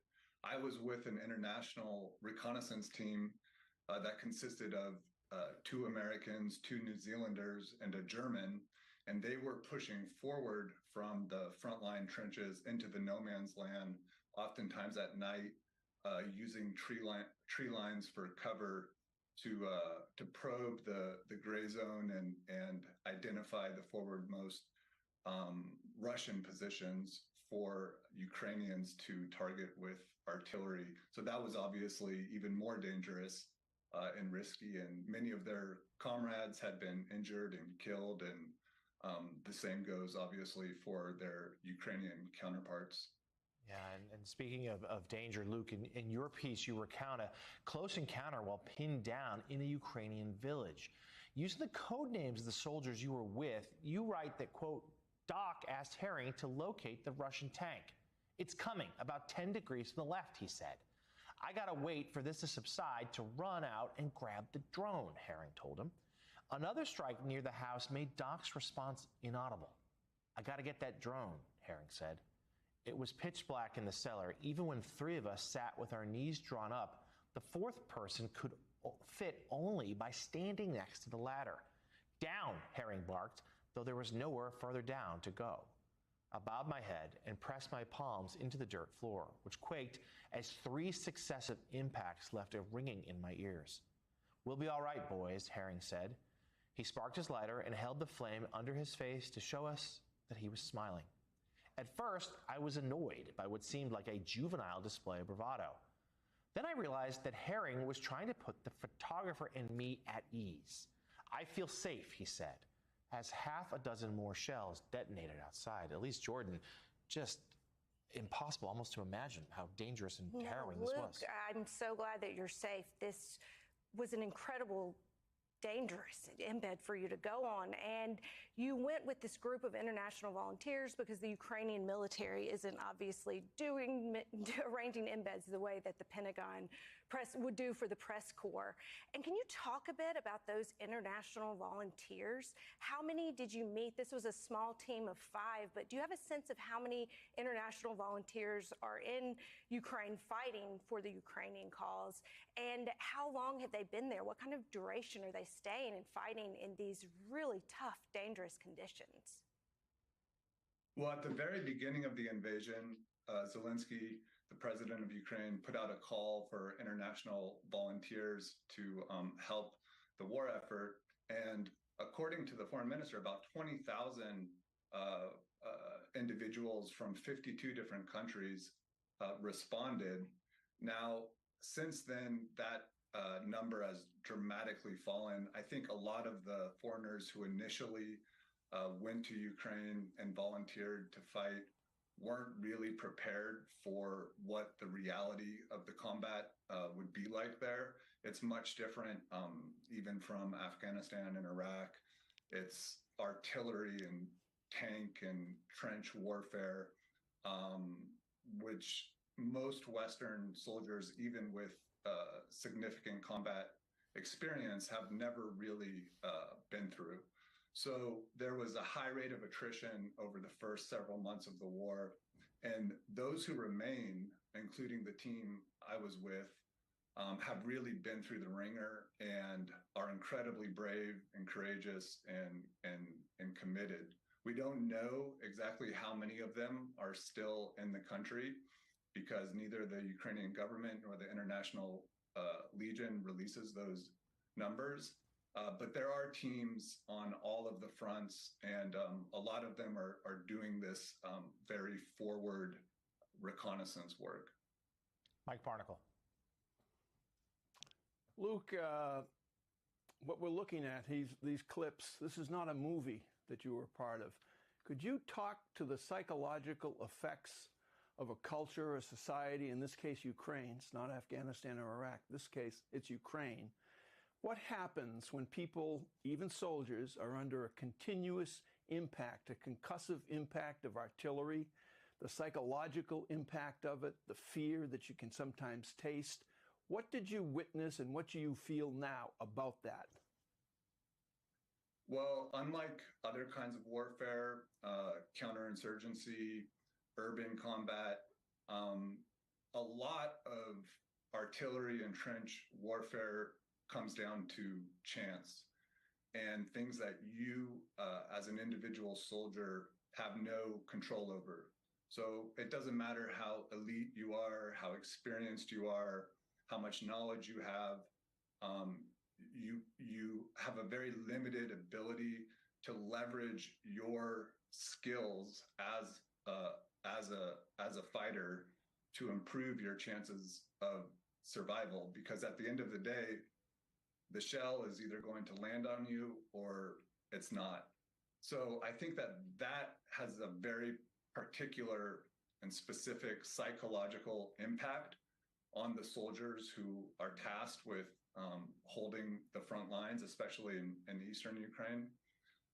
That is unlike anything, again, that Western soldiers experience in Iraq or Afghanistan. And many of the Ukrainians don't have a choice. And so they have had to embrace a kind of fatalism, I think, according to which they remain exposed to extreme, constant, and prolonged danger and risk And not only that, but continue to function and be efficient as soldiers. So whereas myself and the photographer I was with, David Gutenfelder, all we really had to do was just weather it. And that was tough enough, frankly. But the soldiers we were with and reporting on, they also have to work and conduct missions and remain cool-headed under that same pressure, which can be really paralyzing, even for short periods of time. And again, these guys are dealing with it for months at a stretch. Extraordinarily difficult stories, both harrowing and heroic. This piece is online now for The New Yorker. Luke Mogelson, thank you so much for your reporting.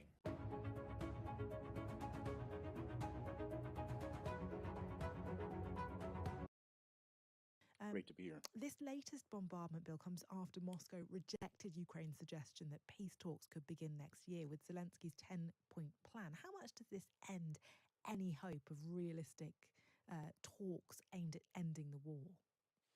Well, from my perspective, there's no realistic possibility that this war ends unless there's only two scenarios that it would end. Either Russia wins the war, which we hope won't happen, and it probably won't happen, or Ukraine wins the war. Neither side has any capacity to negotiate. Putin started this war, and from his perspective, any negotiation looks like weakness, and any weakness would end up him losing his position as president of Russia. And if he loses his position, he ends up going to jail and probably dying. On the other side, Russia has committed such unbelievable and terrible war crimes that there's no way that the Ukrainians have any capacity to give up territory or make any concessions to Russia. And so we're in this situation now where Russia cannot win militarily. We've seen the Ukrainians put up an amazing fight. They've done so because of their bravery, and they've also done so because of great equipment being provided by the EU, UK, and America. And so Putin can't win militarily, and all he can do now is basically try to destroy Ukraine, make it uninhabitable. That's his only strategy.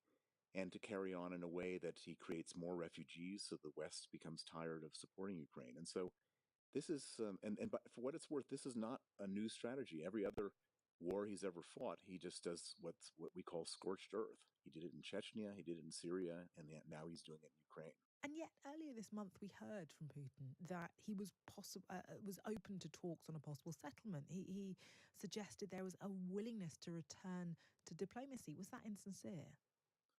That was just completely insincere, a total lie. He's not open to any talks, and for what it's worth, I've been in a conflict with Putin over the murder of my lawyer Sergei Magnitsky for the last 13 years, and they make all these insincere statements all the time without any intention of doing whatever they say. It's just part of their modus operandi to say things to confuse people, to try to get the apologists, the Western apologists on their side saying, look, why are you supplying arms? They're ready to negotiate, etc.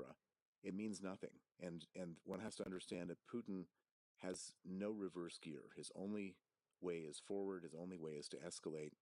And the only way this thing is going to end is if Ukraine beats Russia, beats them out of their territory. How concerned then, Bill, should we be to be hearing President Putin talk of this promise of a growing military cooperation with China in a bid to push back against the influence of the US and European allies like Britain? Well, I mean, he's going to try to have a growing military alliance with anyone who would be his military ally. But what's in it for China? China doesn't get anything out of this war. This war is a total, absolute disaster for Russia. China doesn't want to have all of their companies sanctioned. China doesn't want to end up in a conflict with the West. And so we haven't seen China supply any military equipment to Russia. All we've seen is Russia going to Iran and going to North Korea for their weaponry, and so I don't see it coming at all. When it comes to what's in it for China, Putin says that Russia is one of the leaders, as he puts it, in supplying oil and gas to China. Is that what's in it for China? Well, China can get the oil and gas without supplying any weapons, and that's what they've done so far. And for what the way I look at it is that in order for Chinese to get more gas, it's going to take 10 to 15 years of building pipelines. You can't just put it on a ship and send it out. And as far as oil is concerned, we've also put a restriction on oil exports from Russia, saying that no ship can be insured leaving Russian ports unless they're selling oil below a certain cost. And so it's a tough situation for Russia. They're not going to be able to get their oil out to China in a way that they're going to somehow change China in any dramatic way. China is getting what it can from Russia, but absolutely they're not going to supply weapons because they don't want to be on the other side of Western sanctions. On the point of supplying weapons, we've been hearing of Russian attempts to get weapons from Iran, from North Korea. How important are those international relations to the Kremlin? Well, I mean, at the moment, Russia is running out of bullets. They're running out of bombs. They're running out of drones. They're running out of everything because of the sanctions. They don't have technology to make stuff. They've used so much equipment. They've had so much equipment destroyed, and so they're desperate for any type of military hardware. And the only two countries in the world that will provide that hardware are the two countries that are already on everybody's sanctions list. Where North Korea and Iran they've got nothing to lose. They're already so sanctioned that anything that they do further is not going to worsen their situation. And the only question is, do they have enough stuff to supply Russia that's going to make a difference in this war? And I think that most military analysts say no, that they're not really. The stuff that's being provided is harmful to Ukraine. It's a pain. It's difficult. The drones, for example, are coming in on a daily basis and bombing things, but they're also, the Ukrainians are shooting down 70, 80, 90% of these drones now. Bill, we're speaking just days after another mysterious death of a high-profile Russian figure, the sausage tycoon Pavel Antov, who was found dead at an Indian hotel 2 days after a friend died during the same trip. Several high-profile Russian tycoons have died in mysterious circumstances since the war began. What's going on here? Well, I think the exact number is 23 of these people have died, and what you have is massive infighting in Russia as this war continues, as the economic pie decreases. And I don't believe that any of these people have been sanctioned because they're pro-war or anti-war or anything like that. I mean, I'm sorry, killed, not sanctioned. But the reason why this is happening is that these people are sitting in front of money that somebody else wants, and when the economic pie is so shrinking, people start killing for money, and there is just a sort of lawless, murderous free-for-all inside of Russia because of that, and I believe many more people will be assassinated. And by the way, these 23 these are just the high-profile ones. We don't know about the medium and lower profile ones. And I would imagine that hundreds of people have been murdered for money and situations and conflicts connected to the lack of economic flows that are coming into Russia because of sanctions right now. Yeah, that's a very good point, in fact, that the people we know of are high profile. We don't know of the others. Can I just ask a final thought from you, Bill, on the comments we're hearing from some international leaders on Russia's targeting of energy facilities, of energy infrastructure in cities across Ukraine, whether that could amount to a war crime? What are your thoughts? Yes, absolutely. I mean, Russia, everything that they've done amounts to war crimes. The rape and mutilation and killing of civilians in Bucha and in many other cities as they've withdrawn, the bombing of energy infrastructure, the bombing of civilians, the bombing of maternity hospitals, the bombing of kindergartens. There's so many different ways in which war crimes can be established, and they've already committed. And I think it's just a matter of time before that Russia has to face justice in this situation. There's no question.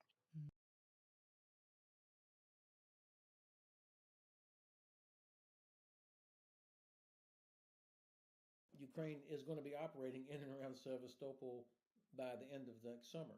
So, I mean, the decisive phase of this campaign is probably going to start, I think, January, February, when Ukrainian forces are in position to begin that decisive phase, the liberation of Crimea. There's obviously no free, aggressive media that's going to challenge leadership in the Kremlin about what's being done. So I have to be a little bit skeptical about reports that come out. But even with that, there are more and more reports of people openly criticizing Putin.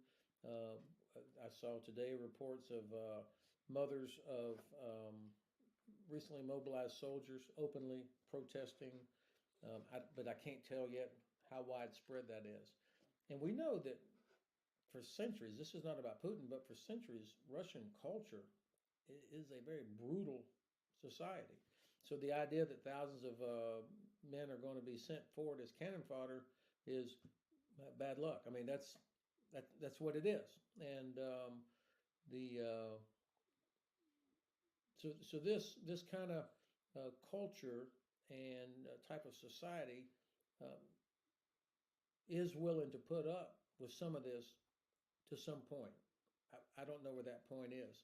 What I am trying to pay attention to is the emergence of power centers in Russia around Prigozhin, around Kadyrov, the Chechen, even General Surovkin, the new operational commander. I'm not sure he really takes his orders from the general staff. It seems almost he could have a direct line to Putin as well. So I'm trying to sort that out. Probably British intelligence has obviously a much clearer picture of that, but you don't get the impression that there is a coherent, functioning general staff where you've got people thinking strategy, operations, logistics, intelligence, all of those pieces. It's more of a little bit clumsier than that, but nonetheless, as a good Ukrainian friend of mine told me, he said the Russians need three things. They need people, they need fuel, and they need armor.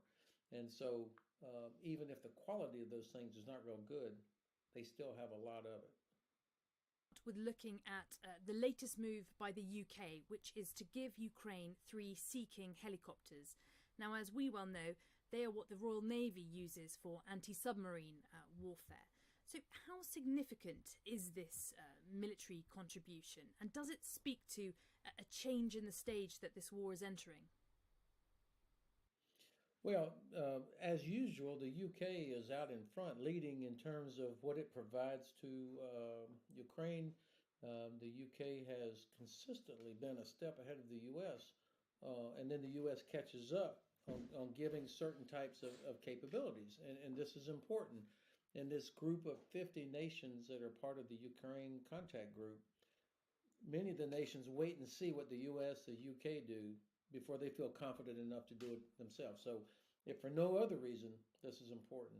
Secondly, given anything that helps Ukraine improve their transport capability, whether it's for medical evacuation or protecting their coast or moving capabilities around, that's going to be important. And I think this is the first time anybody has provided manned aircraft or aircraft that would be manned to Ukraine. I hope that this opens up possibilities for the U.S. and others to do the same.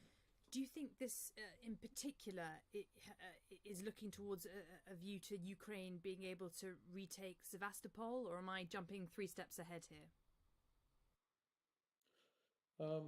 That's actually a great point. I hadn't, you're a step ahead of me. I would imagine that Ukraine would have conveyed to the UK that there are requirements, things that they need, and it could be an anticipation of needing a particular maritime capability like that. For sure, in my view, Ukraine is going to be operating in and around Sevastopol by the end of next summer. So, I mean, the decisive phase of this campaign is probably going to start, I think, January, February, when Ukrainian forces are in position to begin that decisive phase, the liberation of Crimea. And since we're talking about Western military contributions, I know there's a big conversation stateside about whether the Pentagon should hand over Grey Eagle attack drones that could be armed with Hellfire missiles to Ukraine. So far, the US hasn't wanted to do that. Do you think that might change? And why is Washington holding back? Is it political, don't want to kind of escalate the war, or is it more technical, not wanting that technology to fall into the hands of the Russians? Well, number one, I absolutely hope that our policy will change and that the U.S. will provide those capabilities. I mean, I don't know how much more we have to watch Ukrainian civilians getting murdered by these missiles that are slamming into apartment buildings and hospitals and maternity wards and that sort of thing. Um, what else we have to see to realize that the Russians are going to keep doing this until they are stopped, either by running out of their own weapons or until they are literally stopped. It is the Russian strategy now because they're losing basically on the ground and on the sea to do everything they can to drag this war out, to protract it until the point that we would lose the will to continue supporting Kyiv. And so I think to answer the other part of your question, there's been a hesitation on the part of the White House out of concern that if certain capabilities were provided, or if we enabled Ukraine to hit targets inside Russia, legitimate sovereign Russian territory, that might lead to some kind of escalation. I think that's less of a concern now, in my view, than it was a few weeks ago, because it appears to me that the threat of Russia using a nuclear weapon has subsided significantly because they realized that President Biden was not bluffing, that there would be catastrophic consequences if Russia used a nuclear weapon. That doesn't mean there's no risk, but I think it's subsided. And the fact that President Xi made it clear that this was unacceptable, I think that also had an impact. So whatever it was that we were worried about in terms of escalation seems to have gone away. Now there is a some thinking that China has, because of the Shanghai Agreement, has some sort of agreement with Russia that if Russia itself was attacked and that we had anything to do with it, that China would be bound to help respond in some way. And so there is a huge advantage to making sure that China does not become a supplier or an active participant in any way. But that's right there, that is me speculating. We've heard in recent days from Anton Heroshenko, an advisor to Ukraine's Ministry of Internal Affairs, the claim that Russia is planning a further mobilization of potentially 700,000 troops, possibly in January. Does that sound right to you? And if that were the case, what would that mean for the battlefield in Ukraine? Mm-hmm.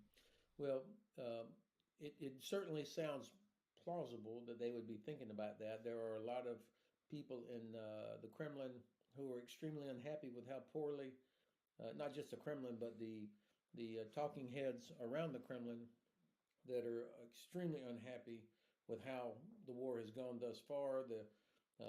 The withdrawal from Kherson, for example, I mean, that really has raised a lot of criticism. And so people are calling for another mobilization. Now, I would say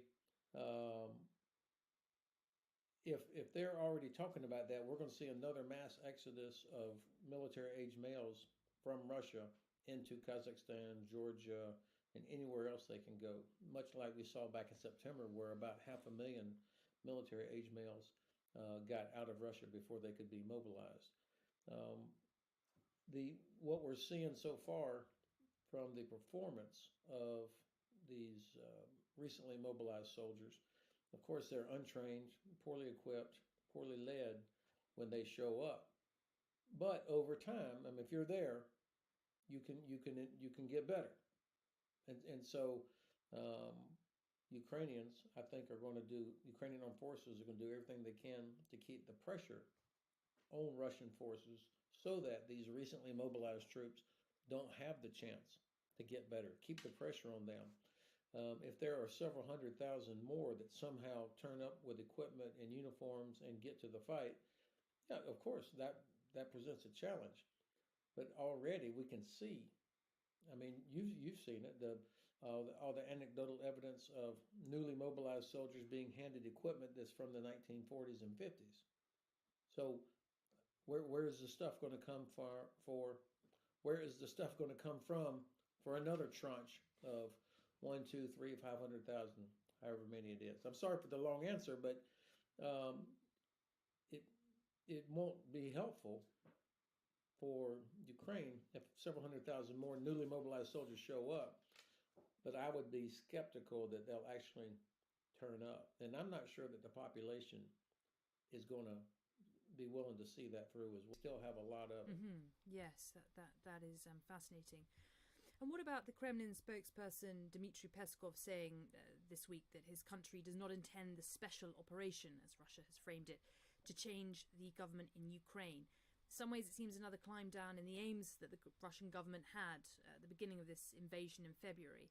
Should we take that at face value, though? Well, I don't know if Mr. Peskov is a credible source anymore. I mean, he gets about 10 Pinocchios every time he opens his mouth, and I think, of course, they're having to change the stated objectives because of their own population. I mean, I think that's the targeted audience. It's pretty clear that I think they realize they're not going to influence what we think about them in terms of restated objectives. They've got to keep their own side in play. Dr. Timothy Snyder, who's an expert on the region and who I follow very closely, he said, yes, it's terrible for the Kremlin to lose in Ukraine. It's much worse to lose in Russia. And so at some point, these various power centers are going to realize that there is no positive outcome for them. Zero. There is no positive outcome for them in Ukraine. So the sooner, you don't want to be the last guy being loyal to the dictator if he's going to fall. So I think there's going to be a lot of really tough power struggles, if you will, of some sort in Russia over the next 6 months. It feels like it's already happening, but it's not burst out onto the surface yet. Interesting. Do you think that could drive Putin to try and negotiate, find some sort of off-ramp that he can end the conflict, but also sell it to his own people, whether that's trying to do a deal to give back the Donbass but keep Crimea, for example? Of course, I think they would love to get a negotiation going right now. So you think that's credible? Because that to me is interesting that you think that, because I know that there's skepticism from some quarters.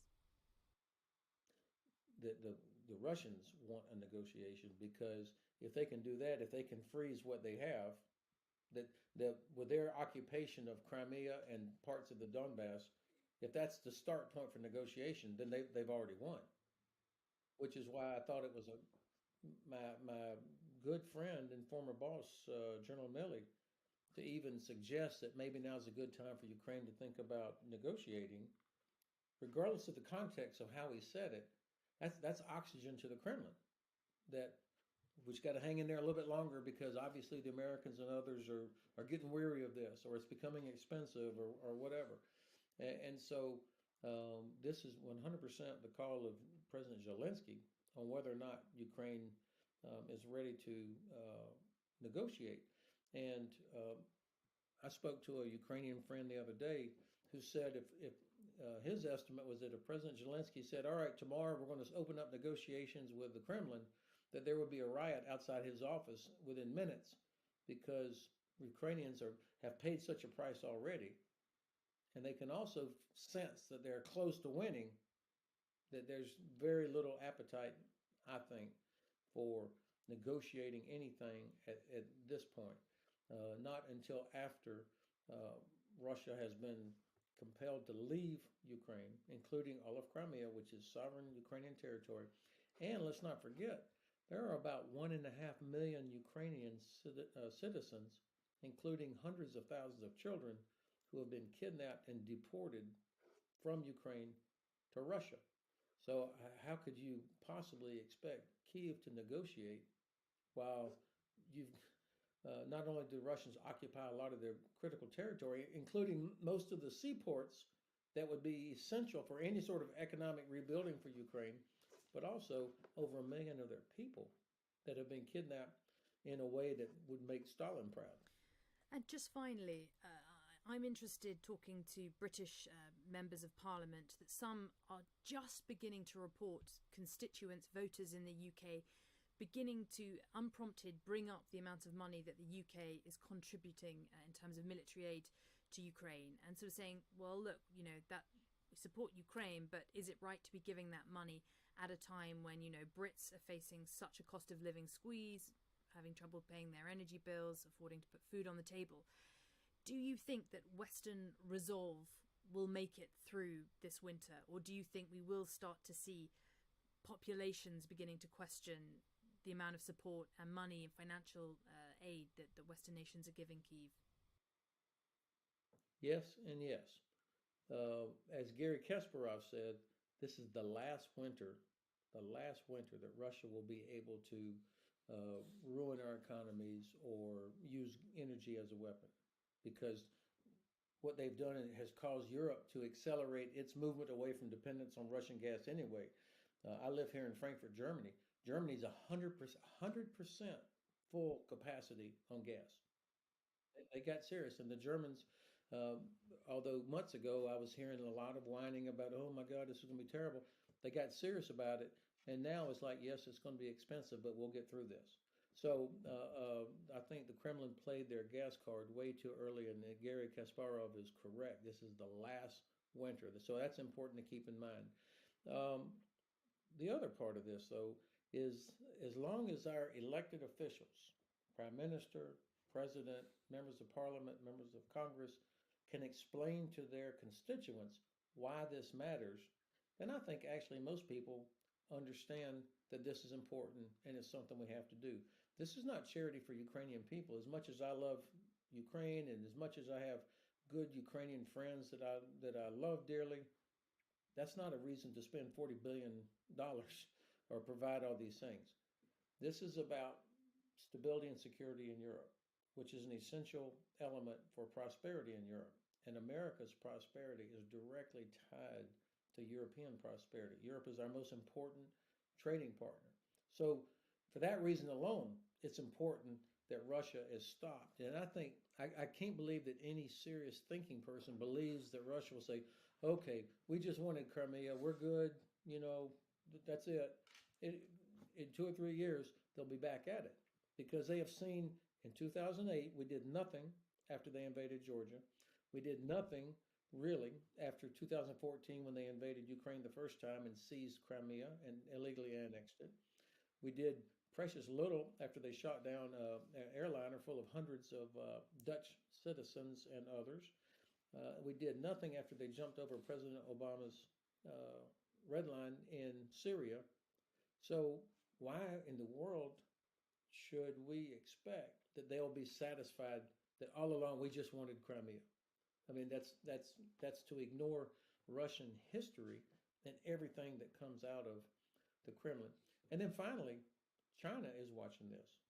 And if the Chinese see that European and American and Canadian resolve buckles under some economic challenges that we're having right now and stop supporting Ukraine, and we can't stop Russia.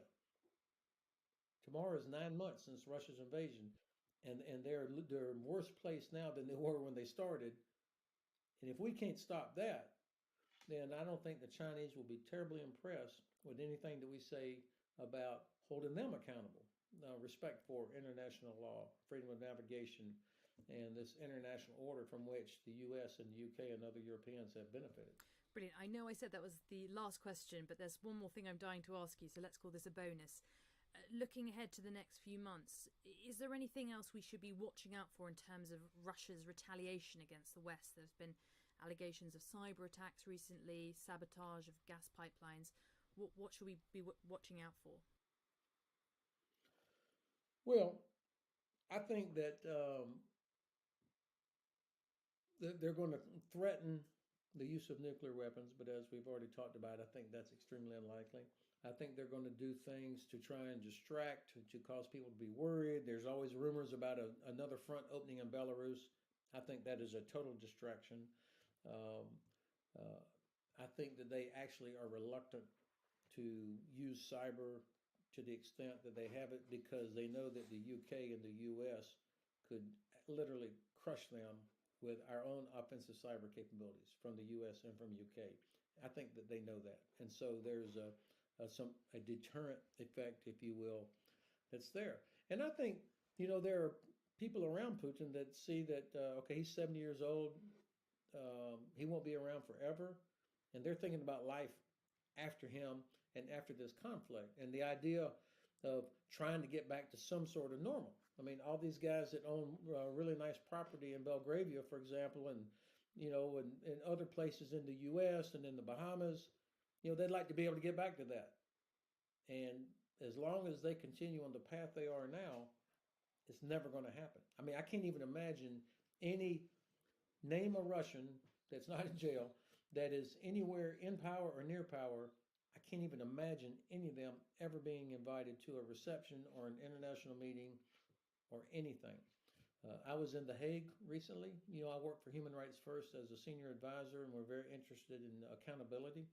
And The Hague is literally on the case. I mean, I think we're going to start hearing announcements in the next couple of months about investigations into genocide and specifically the deportation of these hundreds of thousands of Ukrainian kids. So hard to imagine anybody that has any sort of influence being welcomed back into normal society.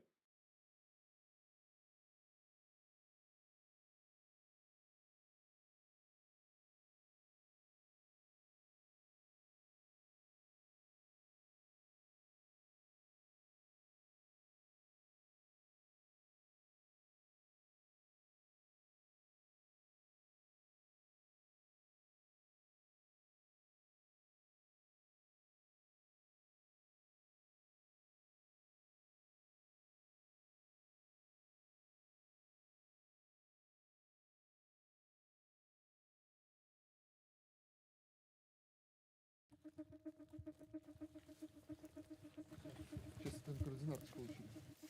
Стены обновились, так? 61. Чекайте угол. Подождите. So tonight we're embedded with a mortar team on the outskirts of Bakhmut. Their job tonight is to attack the Russian forces who are pressing into the city. Under the cover of darkness, these guys are going to fire these mortars about 2 miles away from here where the Russian positions are and try to push them back. But this is a really dangerous place, so they have to work in complete darkness in case Russian shells start falling back on this position. Ярко. Сейчас давай сразу. Еще. Давай, ты одну, я одну. Готов? Да. 33. Подводимся. Го. Пятый порох. 5300 есть. Готово. 333. These fighters are part of the International Legion, a group of thousands of foreign soldiers from all around the world that have come to fight for Ukraine. Jan is their 29-year-old commander, leading a small unit of Belarusian mortarmen. Why have you decided to volunteer here and join this fight? Через освобождение Украины мы освобождаем Беларусь. What is the mission of this unit tonight? Отрезать противника на одном из участков, где они пытаются пройти вперед, остановить их движение и нанести им колоссальные потери.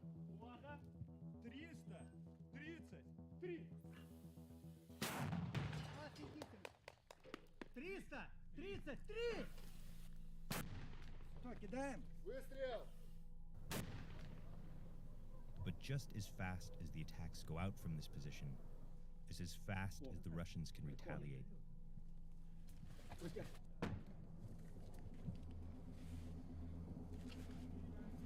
Jet? Fucking ракета. Подвал. On the down.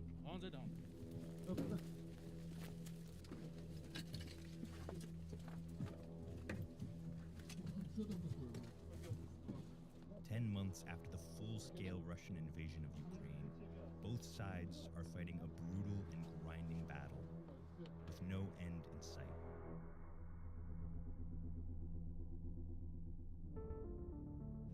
Across the country, the war is rapidly changing. Putin is losing ground and growing desperate. Russia's new goal: inflict the most pain on the Ukrainian people as possible, targeting infrastructure with suicide drones and long-range missile attacks, cutting the nation's power supply as winter coldness sets in. It's all a brutal response to the Ukrainian success on the ground. Since April, Ukrainian forces have been reclaiming Russian-occupied territory at lightning speed, most recently taking back the administrative capital of Kherson. But in this small part of eastern Ukraine, Russia is still trying to grab whatever they can, focusing their fiercest battle in the tiny salt mining town of Bakhmut. Найбільш жорсткі бої на Донеччині, Бахмутський напрямок, Авдіївка. Там зараз найбільше видно божевілля російського командування. День за днем протягом місяців вони гонять туди людей на смерть. Зосереджують там максимальну потужність артилерійських ударів. Since summer, Bakhmut has been the center of some of the most vicious, bloody fighting in all of Ukraine. It's a bleak, charred hellscape with trench warfare reminiscent of World War I. In desperate need of a symbolic win and hoping to gain a strategic urban hub, thousands of Russian troops, including many from the elite and infamous paramilitary organization Wagner, have surrounded and systematically pounded this city with little regard for human life. Outgunned and outnumbered, the Ukrainian forces are holding on, pounding Russians with artillery, in what has become a brutal fight for every inch. Even if the city is in total ruin.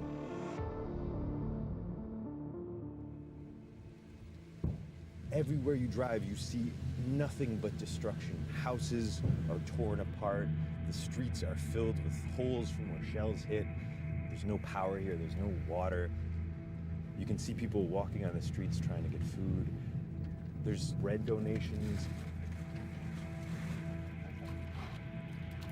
We saw some people gathering rainwater when it rains here.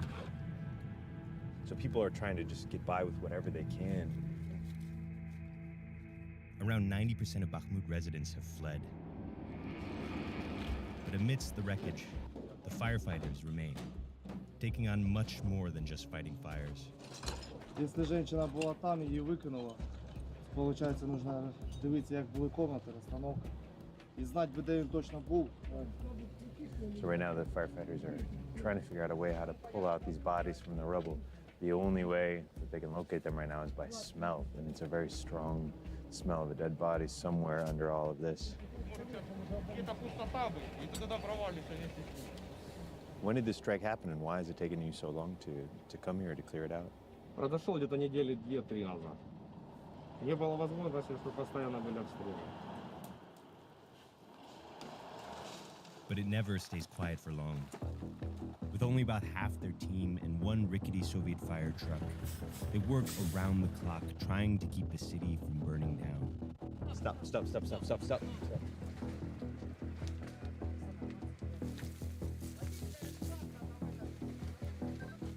They're saying that a shell might have hit here and set this fire.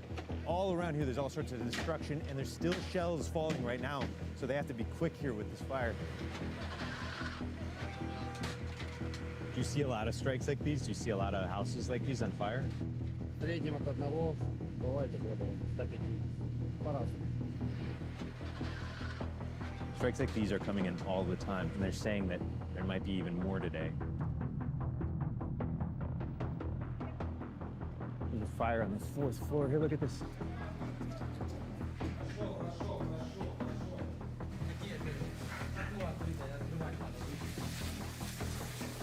They're saying that the strike came in and hit, and both of these apartment buildings are still on fire, and they're trying to put it out.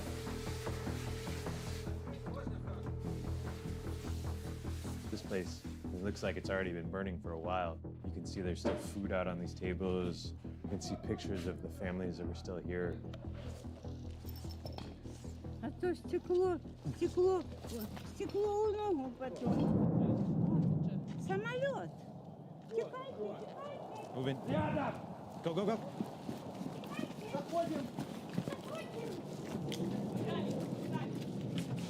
Суки проклятые. Якось вам тоже, Боже. Мальчики, я желаю вам, щоб ви здорові були. Щастя, здоров'я вам. Often, firefighters are going to the same spot over and over again. This primary school had been shelled 4 times. Ребята, у нас все живы-здоровы. Мы в порядке, так что школу жалко. Новая школа. The school has been empty for months, but Irina Bondarenko, a cleaner here, stayed behind to help turn the school into a food distribution point. Вот хлеб стоял, который мы должны людям выдать. Вот он весь на полу. Такая ситуация у нас. This is the 4th attack that's happened on this school? Да, ну, саму школу нет. Оно было, ну, как вот, знаете, как крестом. Туда два раза ударило, туда 1 раз ударило. А сегодня вот уже вот оно. Мы в том году в сентябре тут только заехали, где у нас для детей все условия созданы. Теплая вода у них. Уходите! Уходи! Сюда, сюда, сюда, сюда, сюда.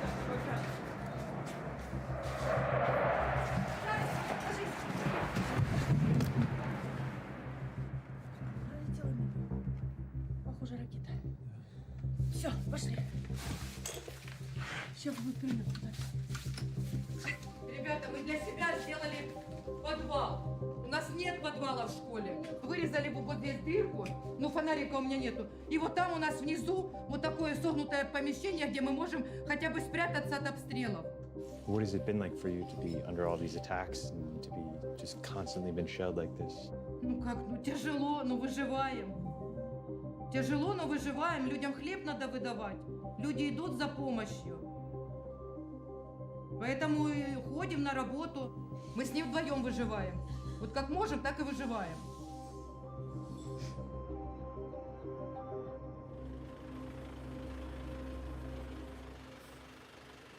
With no water supply, even the firefighters are barely getting by. Привіт, доня. Як діла в тебе? О, вся Поліна.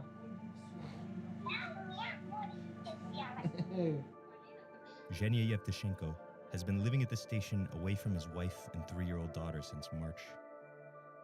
What is it like to talk to your family? What does that mean for you? Переживання.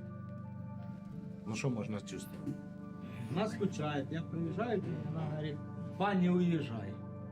Па, не уезжай. Ну как не уезжать? Я и тут надо, и там надо. Ну, тут я, получается, больше надо, чем пока местам надо. What drives you to keep doing this work? Ну, потому что мы что-то же делаем. Ездим, пожары тушим. Ну, может, помогаем? Помогаем. While most families have escaped the violence here, some families have chosen to stay behind. 8-year-old Sonia is one of the last kids living in the center of the city. For 9 months, she and her parents have been living under heavy and constant shelling. So this is Mama? Yes. This is your brother? Это прессуешь. Pressa? Yes. Journalist? Yes. Это я решила нарисовать весну. Да. Тут, короче, это я решила нарисовать family, Да. Friends. Why do you keep water right here? Это, ну, это там папа говорил, чтобы удержать, там, чтобы окно там не разбилось, но вообще она там раз помогла. Был прилет, то есть окно только открылось, а эта бутылка задержала полное открывание. Вот так. Is that scary if that happens? Я боюсь то, что разбьют дом моих подруг. Их тогда вообще захочу вышвырнуть отсюда.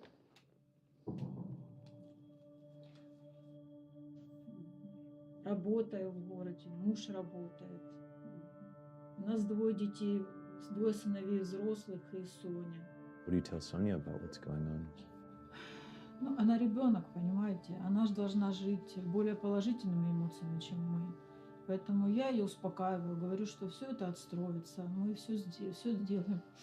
Будет в городе гораздо лучше, чем было. Ну, стараемся ее поддерживать. Конечно, хотя сами, очень тяжело это все переносим. Но... В ее классе было 33 или 34 человека, она одна. В городе осталась одна, все уехали. Are you scared for Sonia here? Are you scared of what she's seeing and what she's experiencing? Конечно, очень страшно, конечно.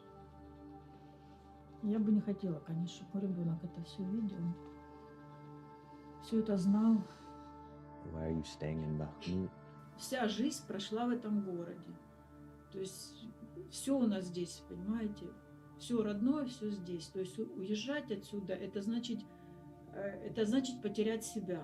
Пока есть силы, пока есть возможности, мы остаемся здесь. Очень тяжело будет. Невозможно. Если бы еще не стреляли вот это вот целый день, слышите, что бум-бум-бум. Ну еще как-то так свыкли. Bakhmut is a city under siege. Jan and the Belarusian mortar team are working into the morning, trying to hold back the Russians from entering the city.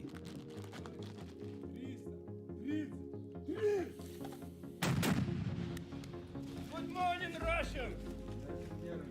Ничто так не подарит с утра, как свежезаваренный кофе и мины по пидорасам. But during the day, the risk here is high. Every shot they take is a chance for Russian drones to spot their position. Да, мы готовы кидать. Выстрел!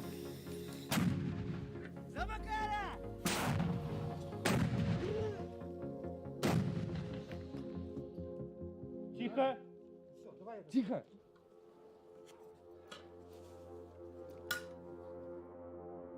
Слышал тоже, да, Герли, какой-то звук такой. То ли машина, то ли дрон. Пока что давайте в дом, чтобы не светиться. Тут закрываем миномет. Я скажу, что я буду ехать за вами, бо я не знаю.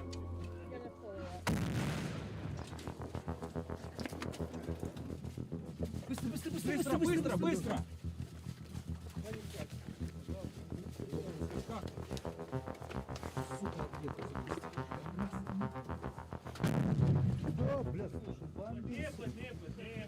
Машину, походу, кроет. Машину нашли, думаешь? Может. А может, нас спалили. Хорошо ебашит. Такое чувство, как будто кто-то направляет.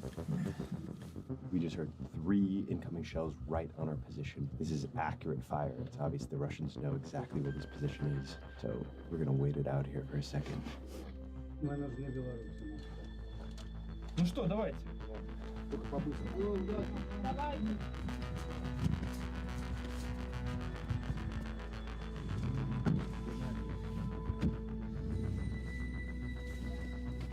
These soldiers are telling us we gotta get out because more mortars are gonna fall in this area. And it's not safe. On both sides, the losses are staggering.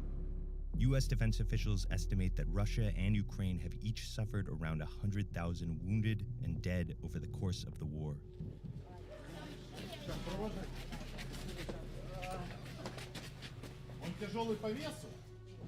Nowhere is that more evident than the central Bakhmut evacuation point. 50 to 100 soldiers are being brought here each day, most being treated for shrapnel injuries. Андрей,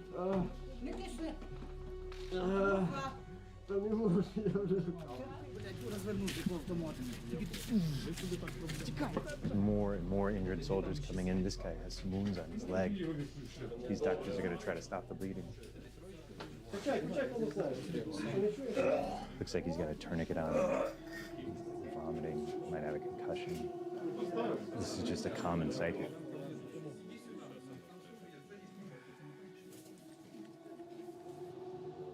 .22-year-old Alexei was brought in after his unit was hit by Russian artillery. What is your injury? Контузия, ну, как сказали врачи.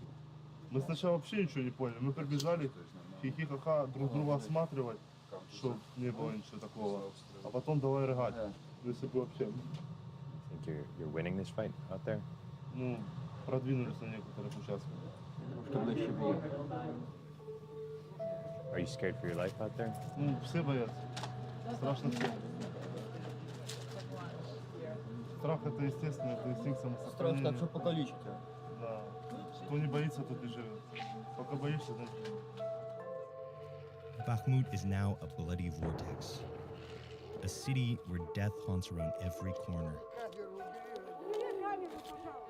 While the fight has become a slow and painful war of attrition, It's the civilians who are paying the highest costs. As the sun sets, the Agniva family make their nightly move to a nearby bunker so they can sleep safely.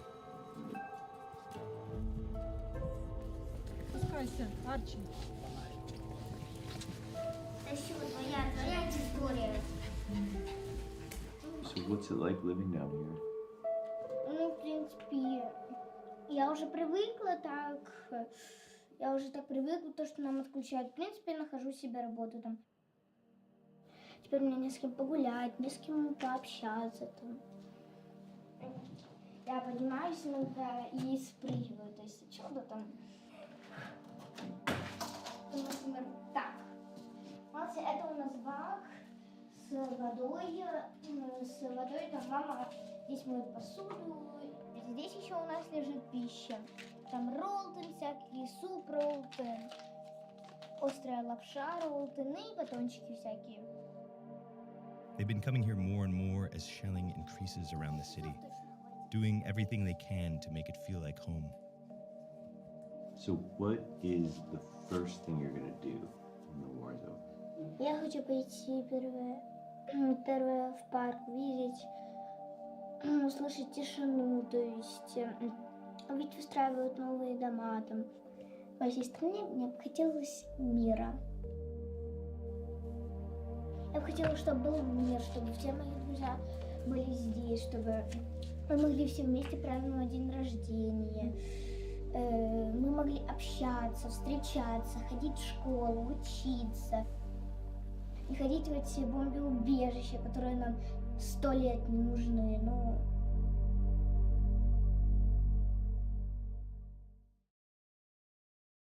I'm Michael Learmonth, editor-in-chief of Vice News. Too often, traditional news outlets shy away from the real stories and experiences of those living through global conflicts. Not Vice News. Our reporters are on the ground, fearlessly covering the human stories that shape our world. You and millions of others can continue to read, watch, and listen to Vice News for free. But we hope you'll consider making a one-time or ongoing contribution of any size at vice.com. It's National Day in Taiwan. Outside the presidential palace in Taipei, this is more than just a parade. It's a show of defiance against an existential threat. China's military has just mounted its biggest show of force in a generation. A test run for a blockade or even invasion of Taiwan, a place China says is its own. Taiwan's president says no, and her people must be ready to fight.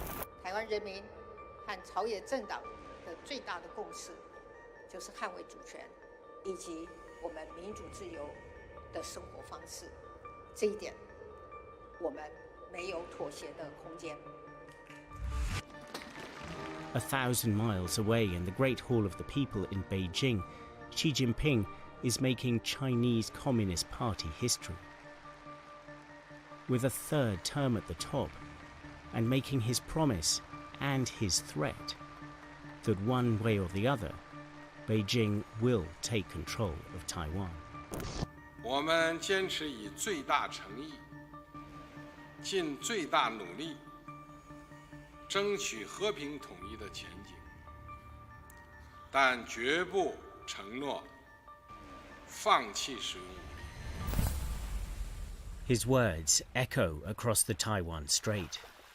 The Chinese government is adamant that it wants to, as it puts it, reunify with Taiwan. And yet a growing majority of the people in Taiwan are equally adamant that they don't want that. Now this simple but profound tension looks to be reaching breaking point. The US is preparing for conflict in this strategically critical region, with Joe Biden saying America would come to Taiwan's defense. And that would mean a very big war. The escalation would almost be immediate. A general war involving at least 3 or 4 or 5 countries, including the 3 largest economies in the world. In a time already shaken by conflict in Europe, this would plunge the world into a crisis of historic proportions. In this video, we're going to find out how we got into this dangerous situation and how to prevent it getting even worse. 每一天 In part 1, we go back in time to uncover the roots of the crisis, how a diplomatic breakthrough kept the peace for decades, but left a legacy of anger and betrayal. Everybody, all three angles in this triangle are permeated with distrust that is a consequence of the process we have used to get to where we are today. In part 2, tensions begin to boil. They fired missiles to the waters near Taiwan. They conducted very large-scale air and sea exercises. They conducted cyber attacks against Taiwan. The Chinese seems to be preparing for a war against Taiwan. And in part 3, we project the dynamics in China, the US, and Taiwan into the future to see where this dispute is heading and to find out what, if anything, can stop it breaking out into war. I think the danger is greater today than it has ever been before. The US and China are in this spiral of threat and counter-threat and counter-counter-threat, and Taiwan is caught in the middle. We in mainland China believe Taiwan is part of China, and we have to reunify with Taiwan. The only question is through what means, whether it would be peaceful or whether we have to use force. I think the key thing is for Beijing to recognize that if you go to war to seize Taiwan, you lose. But let's begin by stepping back in time for a moment, because if you really want to understand what's happening now, you have to dig into another time in history when the geopolitics of the world was shifting. And just one thing, if you know your history really well, then go ahead and jump to part 2 at this stage. But I would suggest that you stick around for some pretty fascinating details that show how diplomacy can go right and very wrong at the same time.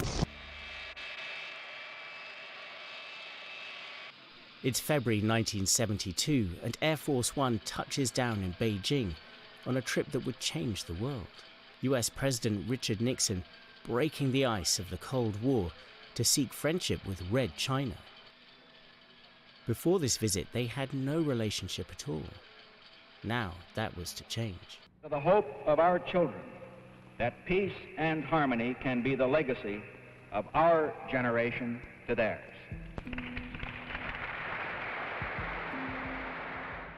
The trip was a huge gamble, but Nixon and his national security advisor Henry Kissinger had good reason for it.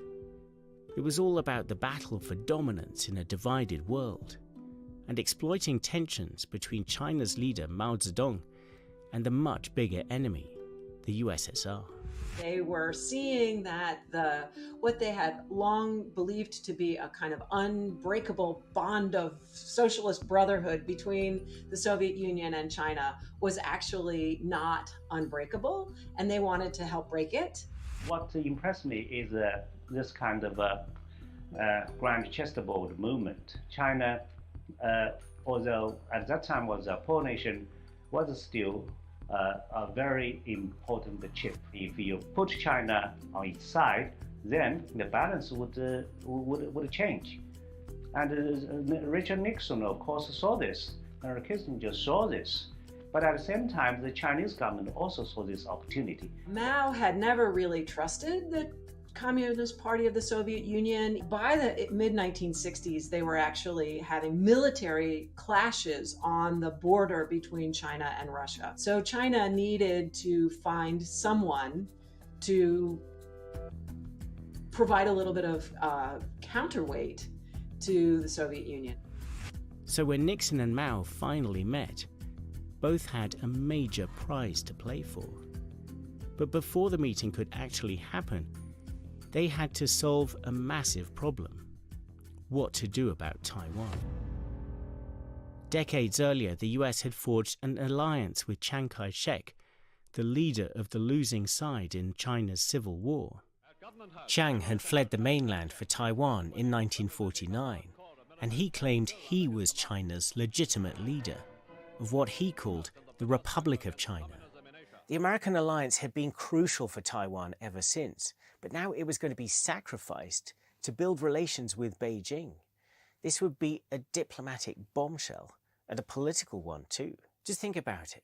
An American president dropping a long-standing capitalist ally in order to make friends with a communist enemy in the middle of the Cold War. Nixon had to prepare the ground for this incredibly carefully. It had to work. Henry Kissinger, Nixon's trusted national security advisor, was the man for the mission. He took a secret trip to Beijing to find a solution. What Kissinger needed was some kind of a formula for talking about Taiwan that would survive the scrutiny of American politicians, many of whom strongly believe that the U.S. should not throw over an anti-communist ally in favor of creating a relationship with a communist country. Kissinger's sparring partner was Zhou Enlai, Prime Minister and Chairman Mao's powerful number 2. We don't have footage from the first secret set of talks in July 1971, but we do have the official US transcripts. Taiwan was absolutely front and center. Zhou set out his demands, expressing what was an article of faith for the People's Republic of China, the One China principle. In recognizing China, the US must do so unreservedly. It must recognize the PRC as the sole legitimate government of China. Taiwan is a Chinese province, an inalienable part of Chinese territory. From their point of view, any territory that was part of the Qing dynasty at its height is part of China and should be in the People's Republic of China today. So the One China principle is there's only one China. Everything that was part of the Qing at its largest extent is part of that China. And the capital of that China is Beijing, and the legal government of that China is the People's Republic of China. But over in Taiwan, Chiang Kai-shek also claimed to be the rightful leader of One China. A China not led by communists, but by nationalists. So Kissinger had to find a formula to satisfy Beijing without completely enraging both Taiwan and its American supporters. So the fig leaf that they came up with was for the US side to say, look, we get it. We just recognize the claim held by both sides of the Taiwan Strait that Taiwan is part of China. And all we want is peace and stability. Solve the problem however you choose between the two of you, but solve it peacefully. This fig leaf meant that Kissinger was establishing a version of One China that was very different from Beijing's. At the same time, Kissinger gave Zhou Enlai. I'm Claire Hubble, and this is Ukraine, the latest. Today, as Putin announces that China's leader Xi Jinping will be visiting Russia in the new year, we discuss what this meeting means for the conflict in Ukraine. And we reflect on the 100-year anniversary of the birth of the Soviet Union.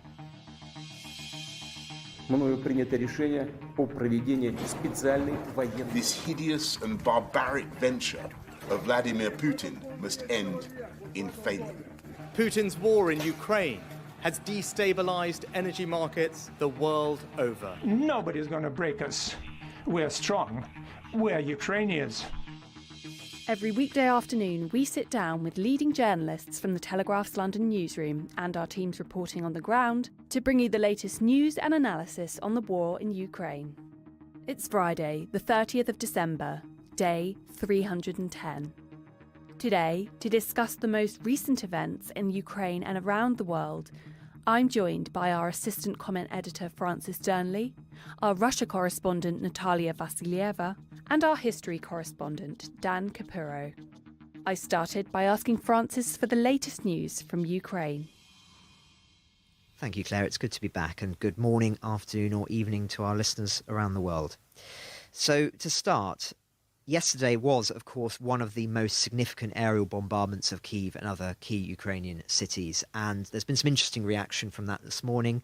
The Ukrainians, of course, have talked about the consequences of that and have called for more defensive weapons. The Russia's defense ministry has claimed that the strike was a success and disrupted the production and repair of military equipment and the movement of Ukrainian reserve troops. But most interestingly is that these attacks are continuing this morning. I understand that the air raid sirens are sounding in Kyiv as I speak.